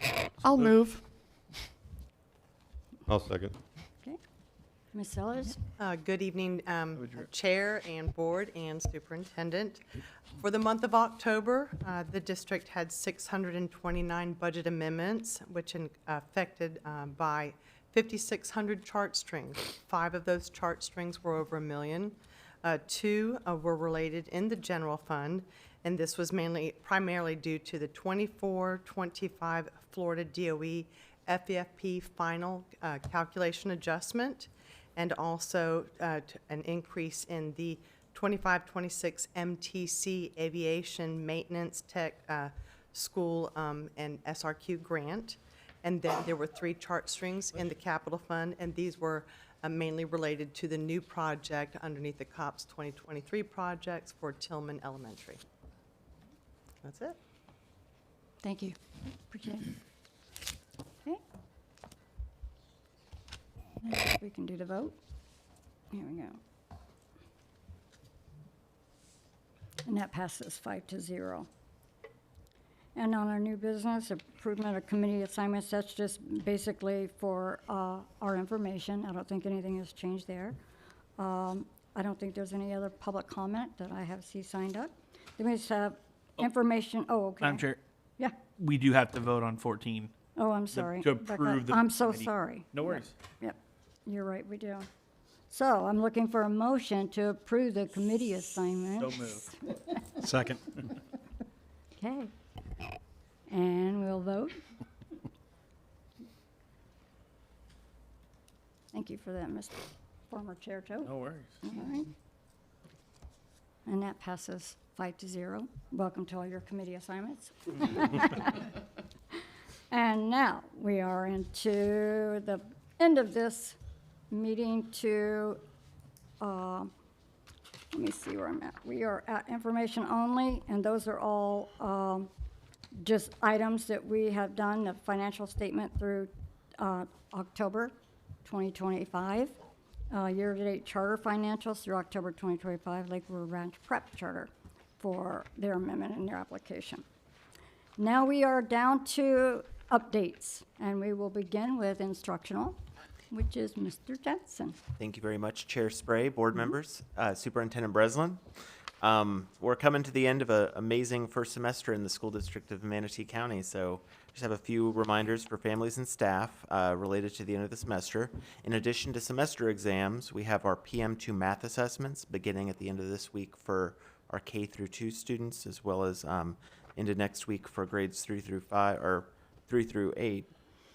We will be assessing PM2 reading in January, and then data will be shared at our board meetings beginning in January, our PM2 math results January 20th, and then our PM2 reading results February 10th. We have holiday concerts ongoing in our schools, and I know our students and families have been excited attending those. Our high schools will dismiss early for final exams December 17th through 19th, so those are early dismissal days for our high schools. Schools end at 1 p.m. and exam schedules are posted on each school's website for families and students. And then January 5th is a professional learning day. As you know, the teacher in the classroom is the #1 impact on student learning every single day. And our teachers really invest in themselves and their own professional growth, of which I'm very thankful. So January 5th is a special day where our teachers invest in their own growth and continue their professional learning journey to improve their practice for students. Regarding district athletics and activities, we have our middle school soccer teams having playoffs in the next few days. Additionally, for the public, please continue to check our district athletics calendar on the homepage of the district website. It's been robustly updated, and along with our new website, which kind of allowed us to have this opportunity to have a more robust online calendar.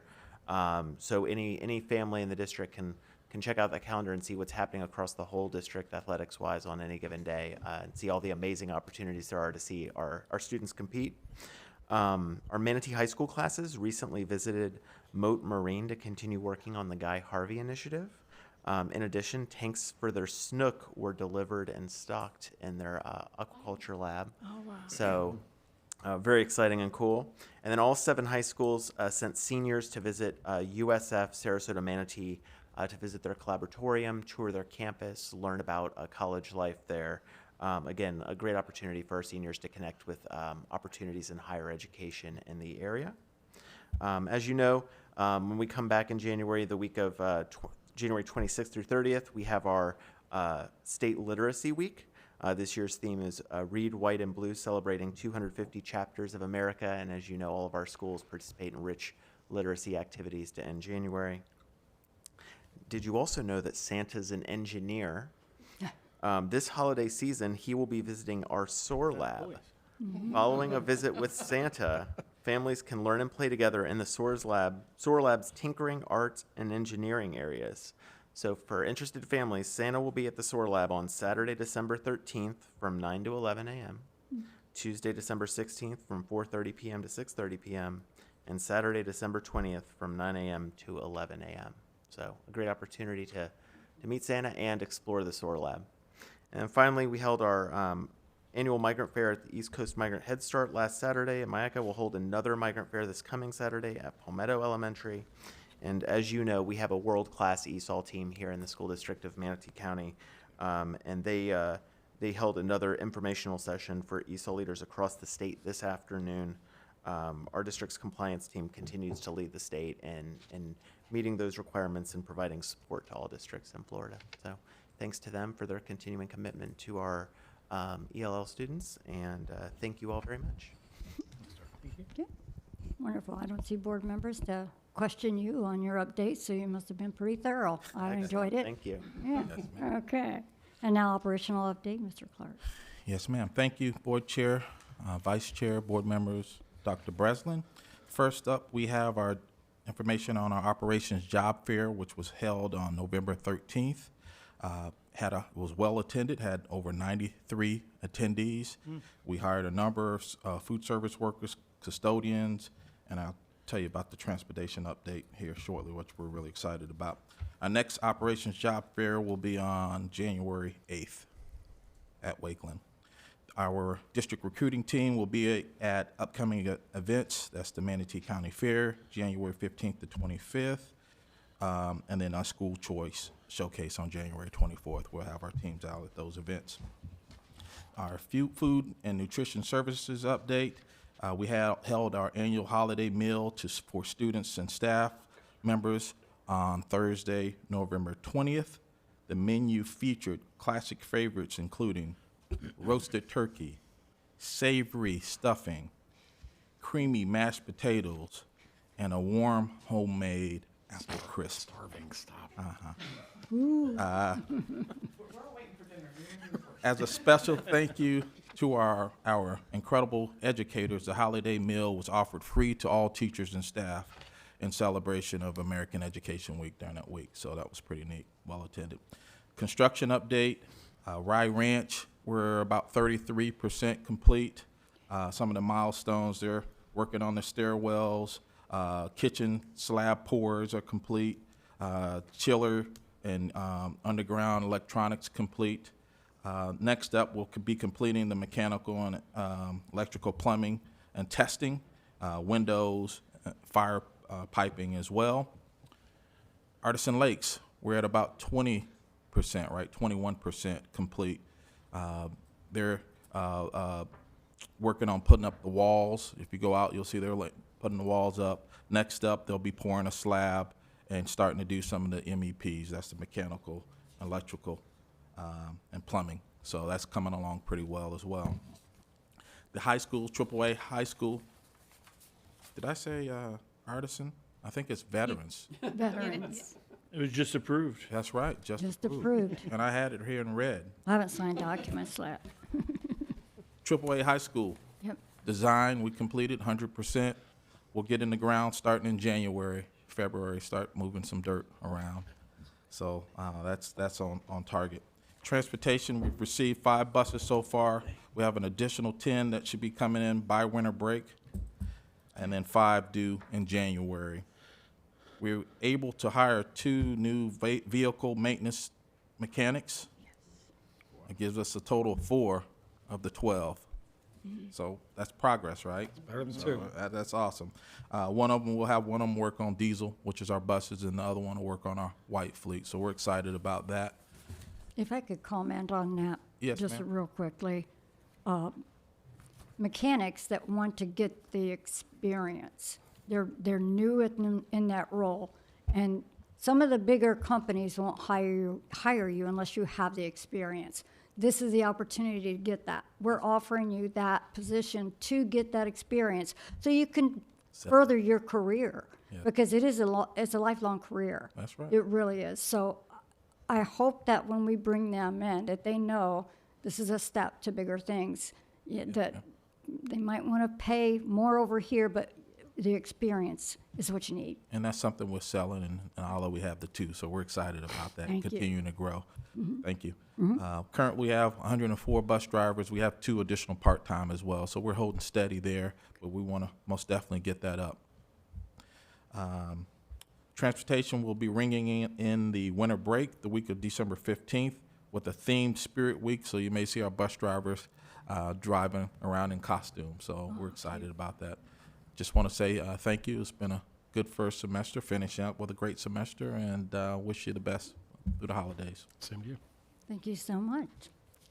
And then we go to our legal update. If anyone in the public has noticed, or anyone in the gallery, we have moved our legal team to the east side of our building. I think they're happy with that. You have anything to provide? Any I have- updates? Thank you, Chair. I've got a couple updates Okay. from our new location. The Jones Farm contract, as you know, the board asked us to approach the Neil Jones team and see if we could negotiate adding additional acreage to that, and those negotiations have continued. We're making progress.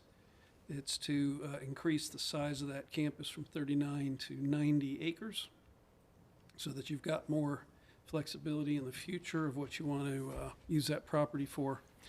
And then Mr. Jones, the Farmer Jones, he's asked to be able to lease back the property and use it for farming until it's going to be constructed upon. So we're also negotiating a ag lease, which is just begun. Haven't seen a copy of that yet, but it's something that I think we can put together, and possibly the rent can go as a credit against the purchase price or something like that, and it would keep the property in use until the school district was ready to utilize same. So that's coming along, and hopefully we'll be bringing you a revised contract at a future meeting shortly. Only other thing I wanted to mention, I mentioned it a while back, but you've probably forgotten it by now. There's nationwide, there's PFAS litigation going on. PFAS, the chemical litigation. We're discussing with the law firm that we've worked with and some of these other class actions of possibly joining in that litigation as a party. The next step in that likely will be working with staff to schedule a presentation to the board, probably a video presentation like I think we did before, and where you can ask questions before you commit to whether you want to join in this case. So I just want to give you all a heads up so that when you see that coming, you'll know what it's about. And that concludes my report. Okay. Mr. Penley? I have nothing to add to that, Madam Chair. Nothing to add. All right. Thank you so much. Superintendent? Thank you very Welcome much. to the big table. Well, I appreciate the opportunity. So board members, earlier this fall, I shared with you 6 priorities. I call it the top 6 for 2026, and of course, they're aligned with the strategic plan. And so I just want to give you a little brief peek at the accomplishments of the team so far this semester. This week marks month 3 in my role. I hope to do a longer, more detailed update when I hit the 100-day mark, so that'll be coming your way here in the spring. But goal 1 was accelerate academic growth, and so we continue to see a steady rhythm of instructional walkthroughs and leadership coaching, focusing especially on classroom literacy practices across elementary and secondary. Weekly superintendent briefings, cabinet meetings help us monitor performance using our data, ensuring every department remains aligned around strong Tier 1 instruction, a major focus of the team. The curriculum team held a literacy summit, which was well attended and very informative. We continue to work with our partnership with UF Lassiter Center, and all school and district leaders with the instructional division have partnered with Learning Focus. They identified their highly effective instructional priorities, and school leaders have been participating in that work, and it's going very well. The second goal, boost graduation, college career readiness.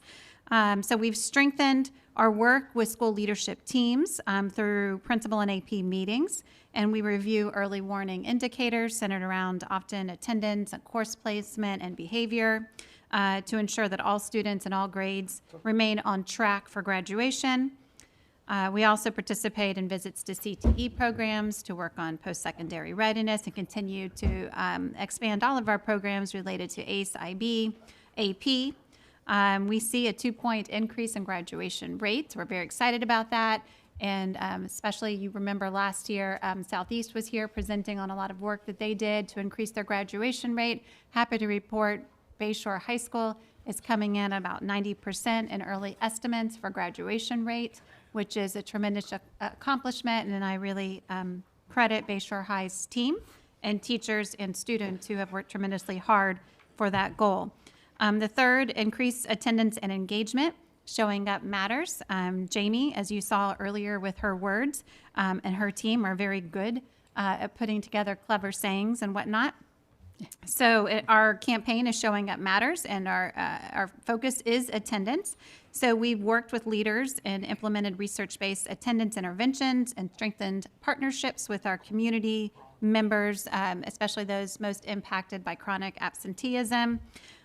Re-energizing community engagement with local organizations. Some of you were at the Turning Points breakfast today, one prime example, and also with local law enforcement. And another example is the initiative spearheaded by Omar Edwards, leading the curfew ordinance, which is great for our students. 4, recruit and retain high-quality staff. So HR has done a tremendous job leading the way through this effort. We're wrapping up an HR review and look forward to bringing board members' plans to revitalize our practices within the district related to human resources. And also, thank you for your approval of the ASME contract tonight. So both now MEA and ASME contracts have been approved, which is great for our employees to see their hard work recognized through significant raise.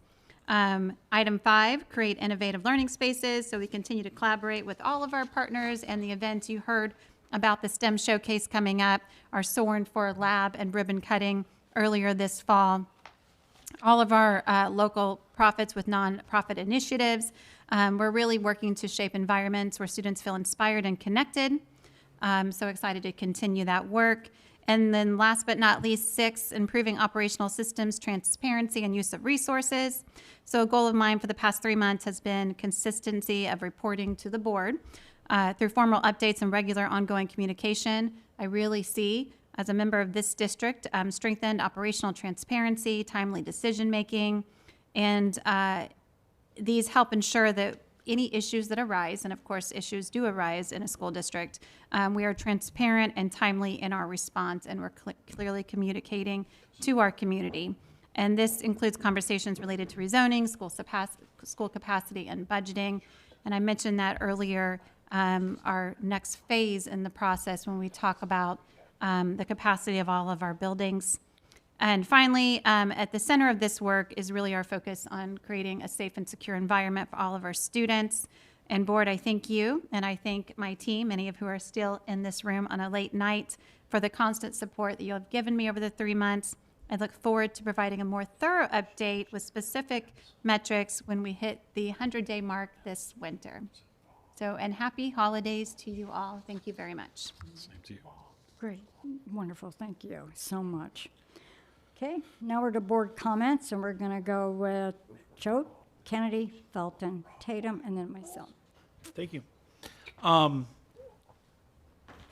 want to start just by addressing a couple of public comments this evening, considering the Schools of Hope and some of the sexual harassment issues we've dealt with in the district. I think number one, with some of the sexual harassment issues we've dealt with, I think as a board we were pretty honest and upfront with the past superintendent moving into this year and saying we wanted changes, we wanted different training, and I think you all did that as a staff this summer, coming back in August. And you know what we can do as a board is, of course, set those policies and standards to keep our kids safe. Allow you all as staff to implement the right structure to be able to remove teachers, hopefully have students come forward, the public come forward with things that they hear or happen or they see, whether it be pictures, text, whatever. And so I think we've responded to some of those things that have happened. Is it absolutely unfortunate? It should never happen. I mean, that's not even a question. But I don't think we're putting our head in the sand and pretending like it's not happening. We had some items today with some HR. So I think that from a staff standpoint, you all have done what we asked you to do in the beginning of the year to reiterate some of the training and bringing in the sheriff and really going through to the staff and letting them know, what our priorities are, how to report, et cetera. So just that's one of the responses to the Schools of Hope. I'm not going to get into a debate on all of it. I know me personally, I've talked to every single one of our delegation to explain the deficiencies in it. I believe from a district standpoint, we have absolutely taken the right steps to mitigate any kind of cohabitating from a charter school to come into our district. I also believe it's a poker game. And the last thing you do in a poker game is show your hands to the other players. So I do not believe it's smart for us to show potential. We should make it hard for them to go through this process of trying to occupy some of our school space. And so I think we've done exactly what we should have been doing. We've responded to the school that asked for our space on time when we're supposed to. And so I think we've taken every step we should have been taking and are doing it and doing it correctly the way we're doing it. So kudos to the staff. And I know it's something that we never knew was going to happen. All of a sudden, bam, it's shoved in our face. And now we've got to react, which is a lot of what we do up here with policies and things like that, is react to what the legislature does, right? And I do believe we'll probably see some changes, and we should with it. But I think from a staff standpoint and what we're doing is correct, and how we on how we prevent some of this from happening what's happening in other counties is not happening here. On unfortunately a somber note, I just got word this week that Brenda Harvey, longtime educator in the district, Brenda, sister, yeah, passed this earlier in December. I think it was last week. Unfortunately, can't go Saturday to her service, but she was actually taught my mom and dad, and then I had her at King Middle School. And one of my favorite memories is she basically told me to suck it up back in the day when you had to get shots as a seventh grader and you go in. I don't know if everybody had to do that, but we did. And so yeah, Miss Harvey was fantastic. And so condolences to her and her family. She was great. Affected a lot of people. Turning points this morning to Mr. Chapman, also Dr. Breslin. great job. I think with a partnership, if you don't know what's happening with Turning Points, we should probably bring them into a meeting and explain it, to be honest with you. And the initiative that they're doing, we obviously did this months ago, brought this up in this partnership with Turning Points, and hopefully that our staff can help prevent some homelessness and things like that, because Turning Points is on a campus, right? And we're able to help a little bit more. And I think that just shows the power of obviously local governments, nonprofits, et cetera, coming together for one common goal, which is obviously to make Manatee County the best. And we do that by starting young and going forward. So awesome breakfast this morning with the partnership with Turning Points. With that, congratulations on meeting one, and it was great. I hope everybody has a Merry Christmas, Happy New Year. Everybody take off, and I'll leave the safety tips to Mr. Tatum, but take some time off. Have a good restful break, and be ready to go. It'll be over quick. So thank you all. Appreciate it. If I could take a moment to recognize Superintendent, we want to acknowledge something for former Chair Choate. Absolutely. Mr. Cho, on behalf of the school district, we thank you for your 3 years serving as chair through some really great celebratory times and some difficult times. And through all of it, you were steadfast and constant and showed tremendous leadership. And so we thank you very much. And we have this for you. Thank you.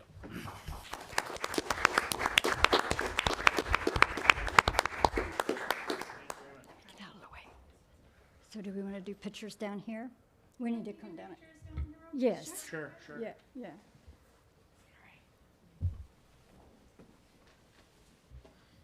Oh, all of us? Do you want to, okay? Yeah, come on. Yeah, everybody. Thank you.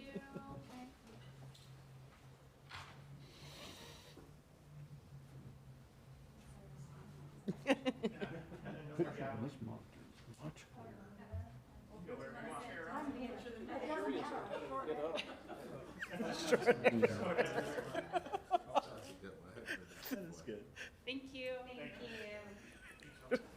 That was, we need to put up some clothes.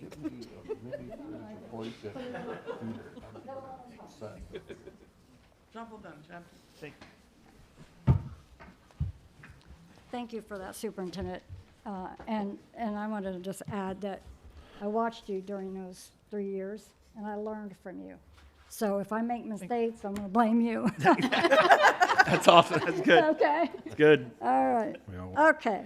Now we're back to Mr. Kennedy. Okay, thank you, Madam Chair. Yeah, it's probably got to, I mean, I don't know this for sure, but in Manatee County School District history, which is now, I just saw on one of the slides, since 1897, has anybody been chair 3 years in a row? So this might be the end of a historic era. But Chad, thank you. As Dr. Breslin said, you just guided us very well through some good times and some tough times. So I appreciate your leadership. I'll be mostly brief because a lot of the things I wanted to say have already been said, but I do want to thank our public commenters for being here consistently. Again, thank you for this resolution. I'm not sure what the future holds for it, but I'll certainly take a look over it. And if it's something I support, I'll push to bring it forward. I do just want to make one quick comment about the whole Schools of Hope issue, and we've covered it up here a few times.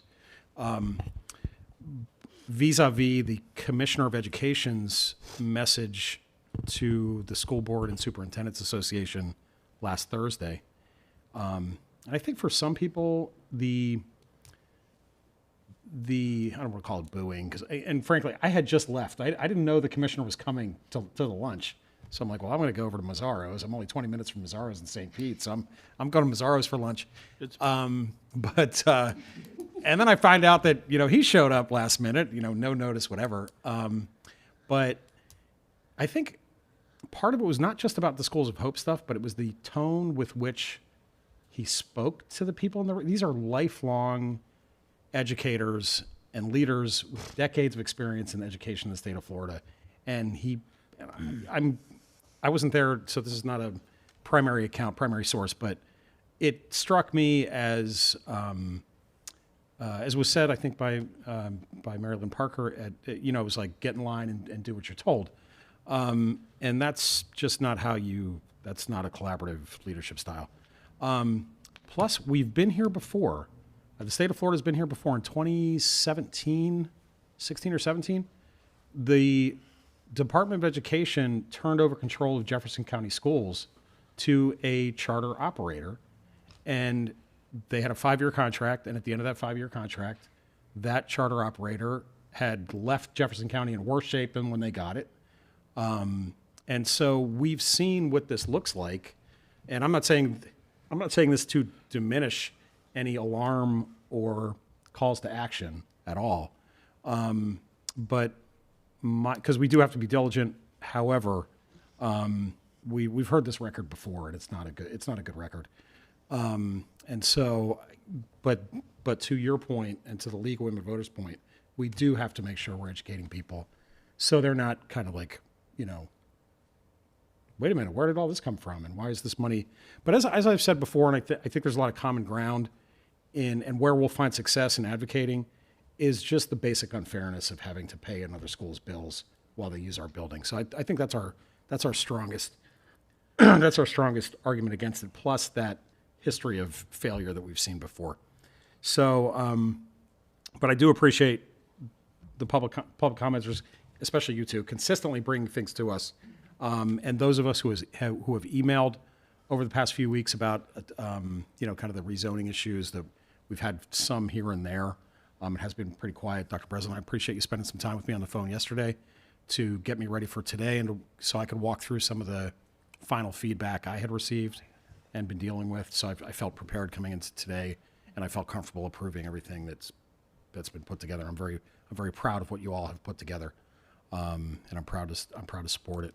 The Ask Me contract is another perfect example. Our negotiating team did all the work over many sessions, and then it gets to a board meeting and the board gets to take credit for getting it done.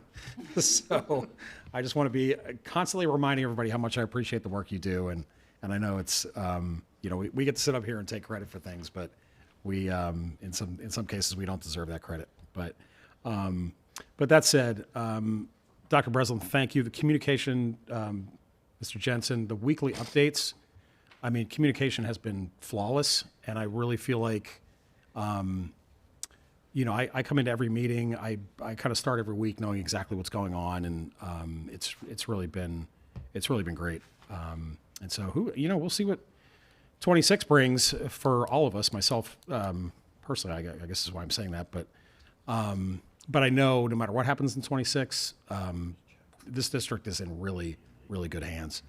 And we have such a strong team and so many great school leaders out there that I honestly, I think I've said this before, but I don't know how school principals do it. It is 100 spinning plates. It's a 24/7 job. And sometimes I look at school-based principals and I think they have the toughest job in the district. And because, they have 25 public commenters who walk in the front office every day of school. So they're, shout out to our school-based administrators because they're really putting it in every day. That said, Madam Chair, congratulations. Very well done today. We all make mistakes. We always do, and we got your back if it happens. So nothing to worry about. But yeah, to all, whatever holiday you celebrate, I hope you have a happy holiday, a Merry Christmas. And we'll see everybody back here in 26, ready to go, ready to get these choice applications lined up and a strong second semester. So thanks all. Thank you, Madam Chair. Ms. Felton? Well, I'm sorry, but I have several things, so this may take a little bit. First off, board members, you all should have received a copy of the FSBA Board of Directors report and summary on your desk. There's a couple copies in the back, and if anybody wants to see it, it's also available on the FSBA's website.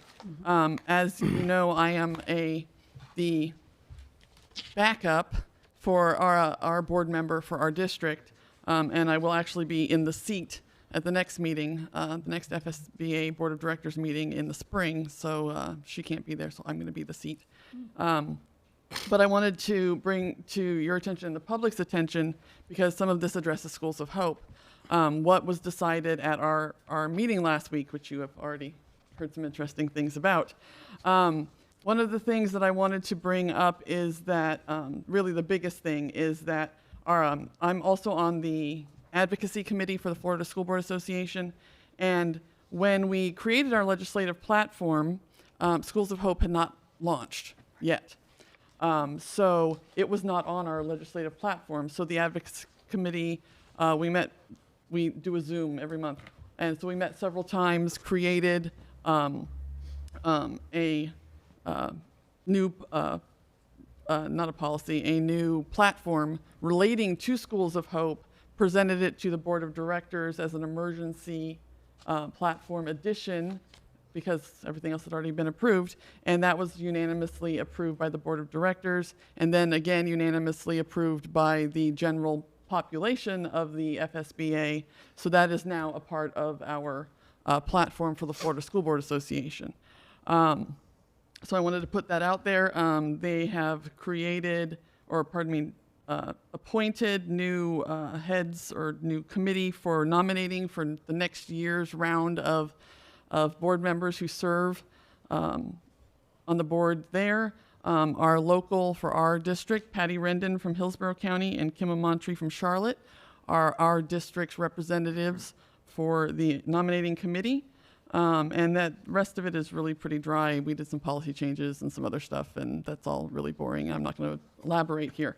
But if you want to look it up, of course, it's on the FSBA website, in addition to the entire legislative platform, if anybody wants to look at that. Second, I am now, as of today, the person for the Greater Consortium. And we received an email today with the proposed legislative platform for the consortium, which we're supposed to vote on, but of course it came in this afternoon. So we're going to need to jump on that as soon as possible to vote on that, because otherwise it's going to hold up everybody in the consortium if we don't get it done soon. So I'm just putting that on everybody's radar. Please make sure you read the email, check it out.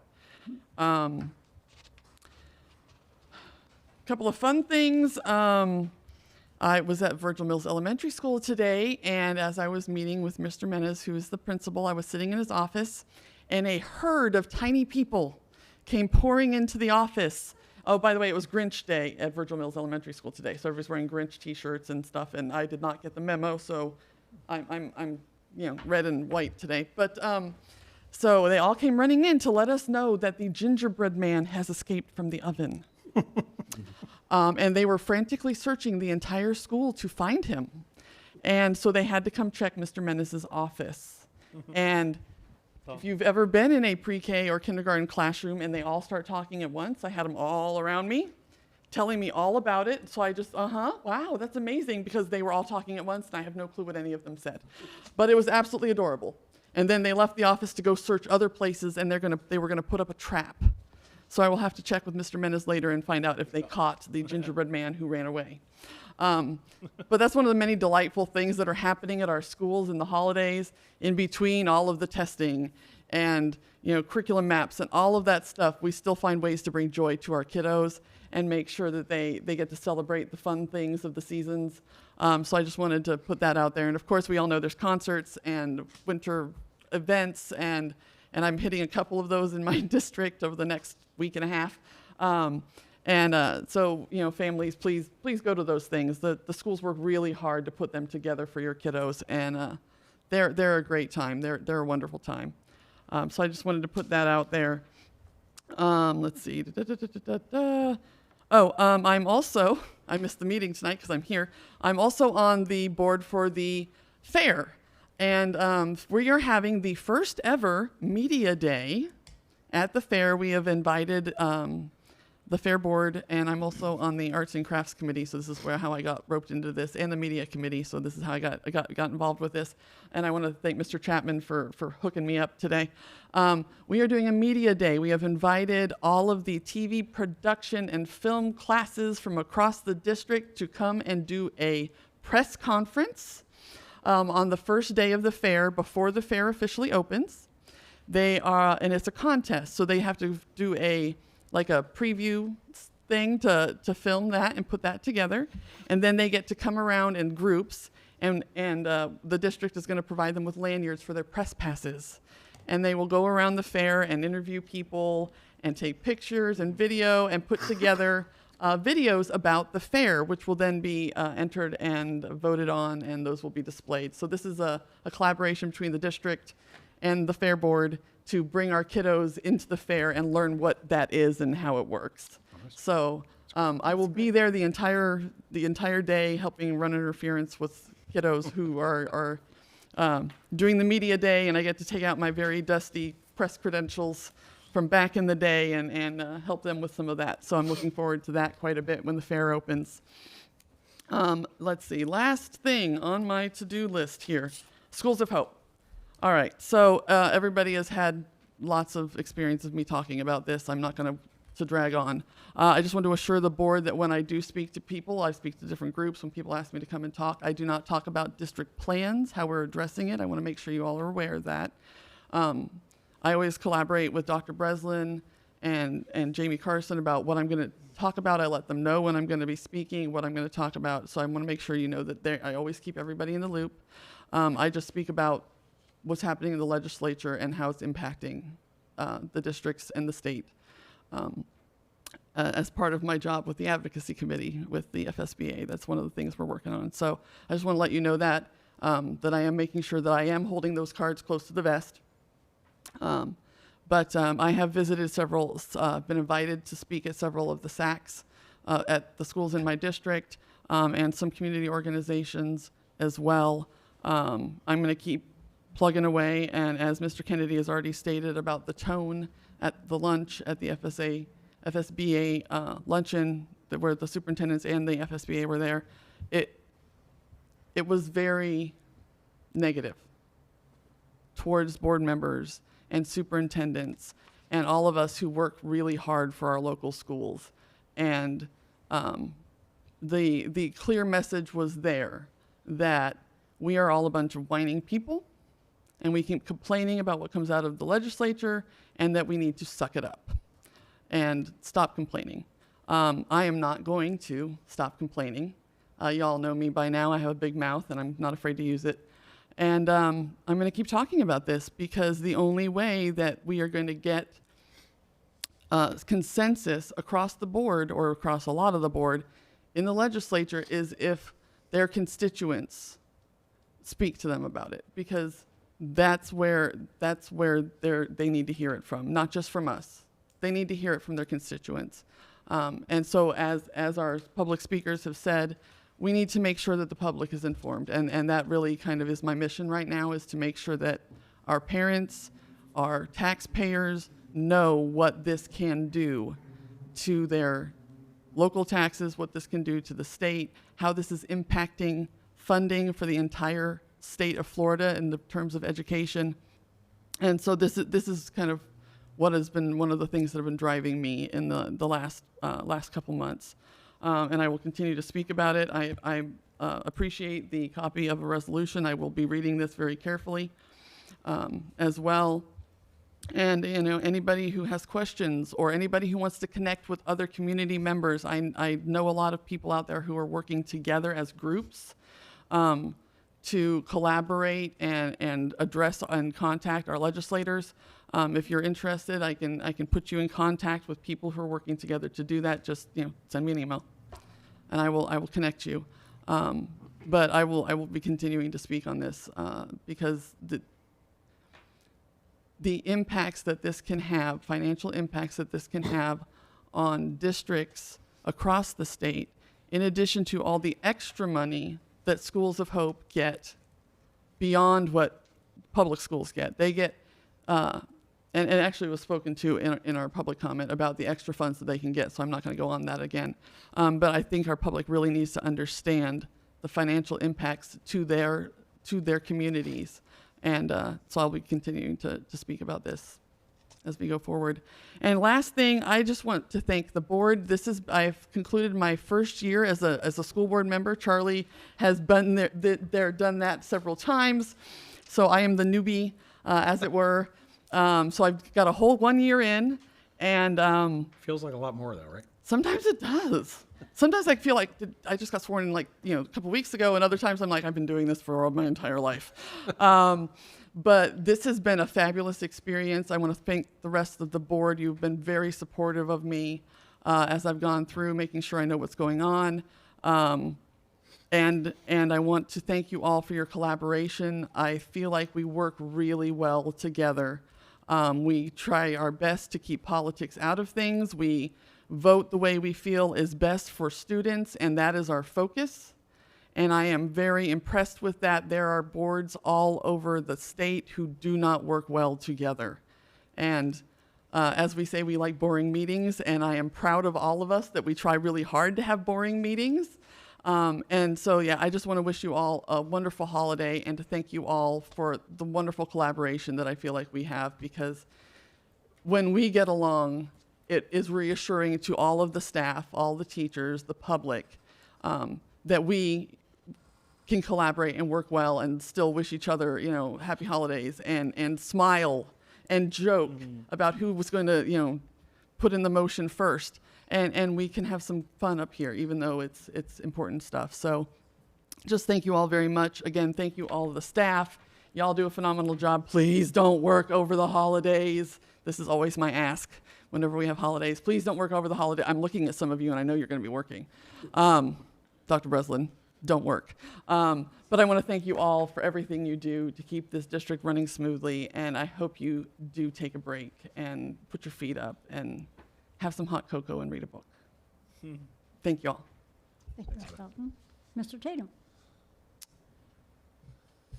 So I wanted to start by thanking Chair Choate. I thought he did a good job. I was going to make comments about being boring, but we've all said it before. But we had boring meetings, and that's good. And I never came to a meeting and thought, man, I got to go to a school board meeting, and Chair Choate's going to run it. I never, it was always good. So congratulations on being boring for 3 years. And yes, Ms. Spray, you did a good job on your first meeting. So there you go. So now that I'm the vice chair, people have come up to me and they've said, congratulations on being the vice chair. I'm like, thank you very much. So what do you do? Well, so I thought, well, what could I do as a vice chair, right? So I do have, I could do the safety minutes, the safety moments, although at some point you run out of those, after 3 years of doing them, you're like, don't put your guns in your car. And certainly at Christmas, don't plug too many lights in and watch for candles. And if you have a live tree, keep it watered and all that kind of stuff.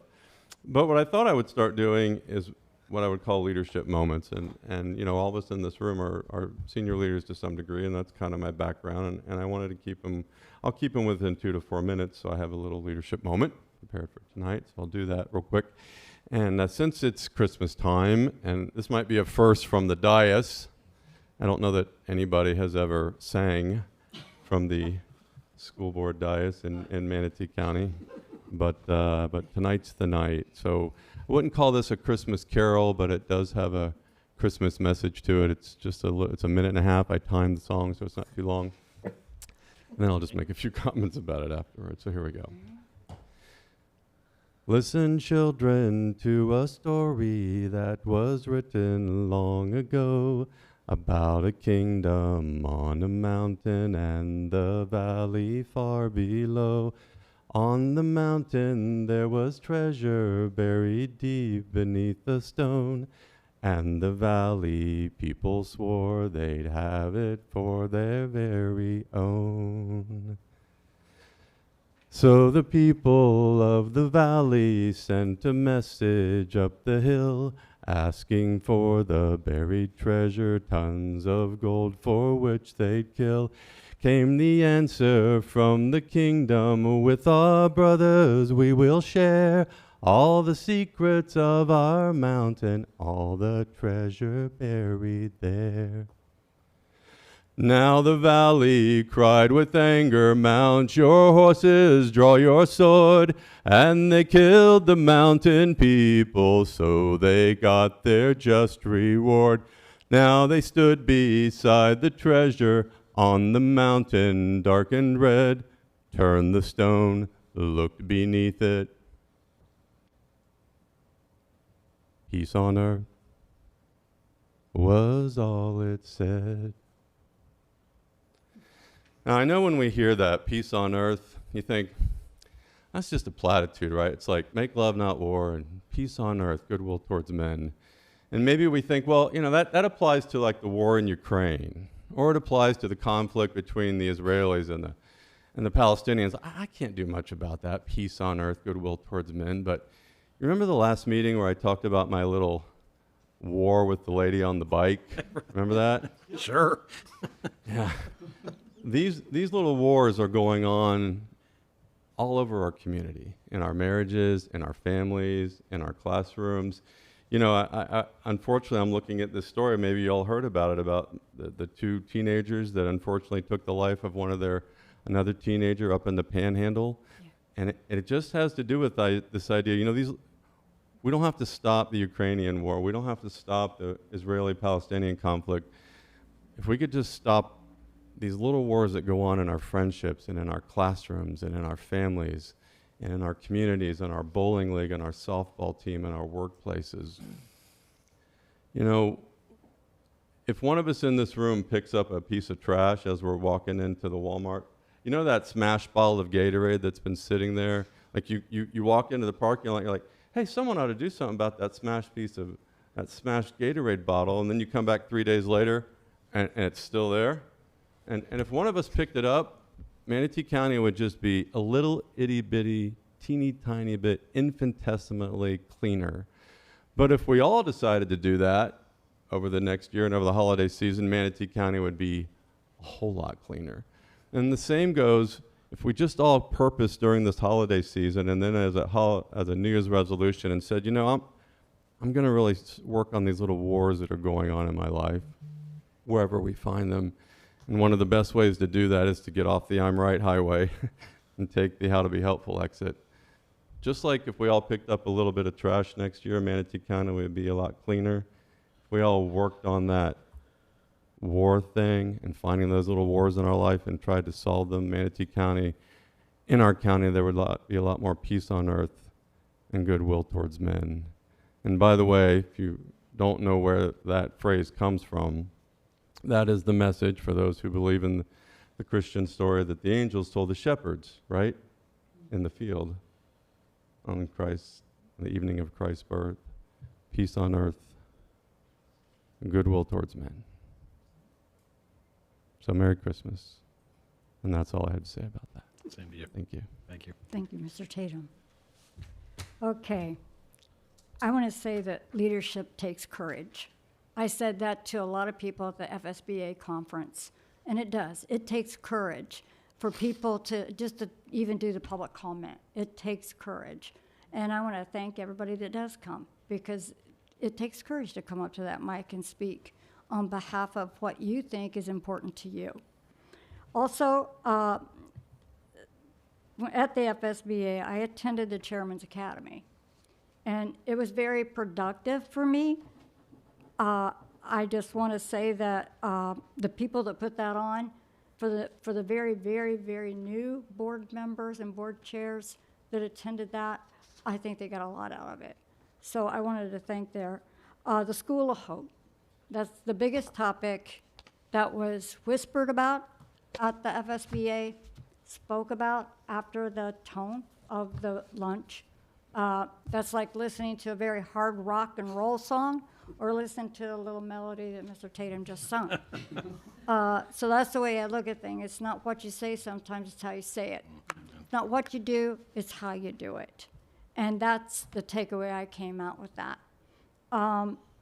And the students, the contests and scholarships that are available out there are abundant. Take advantage of them.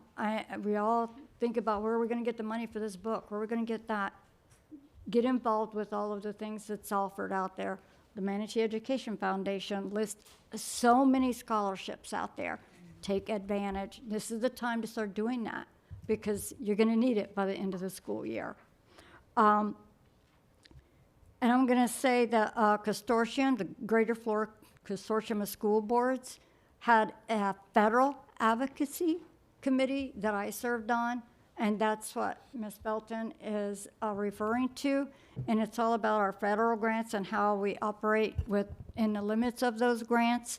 And it's a very good thing. I forwarded that to superintendent already. I think we've got it ready to go in January for either workshop and for the school board, because they do need to get approval from every district that's in that consortium to accept these terms for our federal advocacy. So this is different than the legislative, the state legislative. This is the federal. So I think it's a good inaugural one, you might want to say. I think it's got a lot of good things in it, and I think it's going to be instrumental for us as a district for federal grants. Also, I can't say this enough, safety over secrets. There has been a lot of students that have come forward, and I just want to thank them for their courage. I'm working with staff to kind of give a little thing to them, but that takes courage too. Not just leadership, but taking courage to step up and say something. And I want to thank all of them.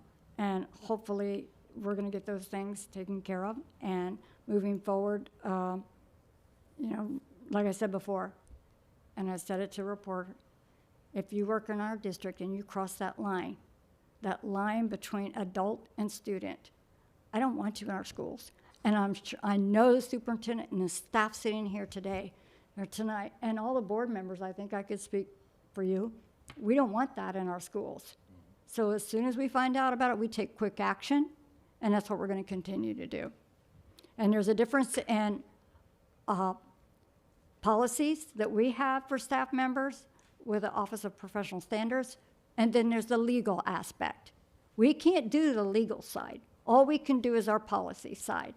So when the public are in an uproar about what's going on legally, we can't control that. All we can do is work through the process and find valid cause. Valid cause is a very good term, I think. So I've worked closely with superintendent and other members of the district leadership on those things as well. I want to thank the staff. They've done a tremendous job with everything that we had on the agenda, especially the rezoning. That has been, as Ms. Felton said, that's been a year-long process. By the time we roll it out and they see what they can do in January on seeing where their zones are, and even the feeder schools, you can even see what the feeder schools are for elementary to middle to high.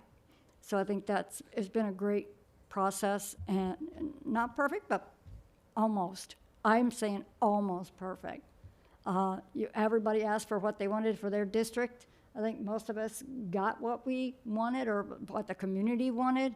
But at some point, you got to say, well, what if you move that line? You're going to change the whole trajectory of many students. So I think we've done a great job on that. And I just want to thank the staff for all of that. I want to thank the staff that takes care of everything over here in the corner. Laura Cox and Danielle Domingo, we always appreciate everything that you do. You keep us all in order, to be honest with you. I know I've leaned on Ms. Cox and will do so more as chair. So I want to thank the board for allowing me to lead you in this endeavor. I hope I represent you well. And with that, I'm going to say Merry Christmas, and I don't think there's anything else, and the meeting will be adjourned at 8:14 p.m. Merry Christmas.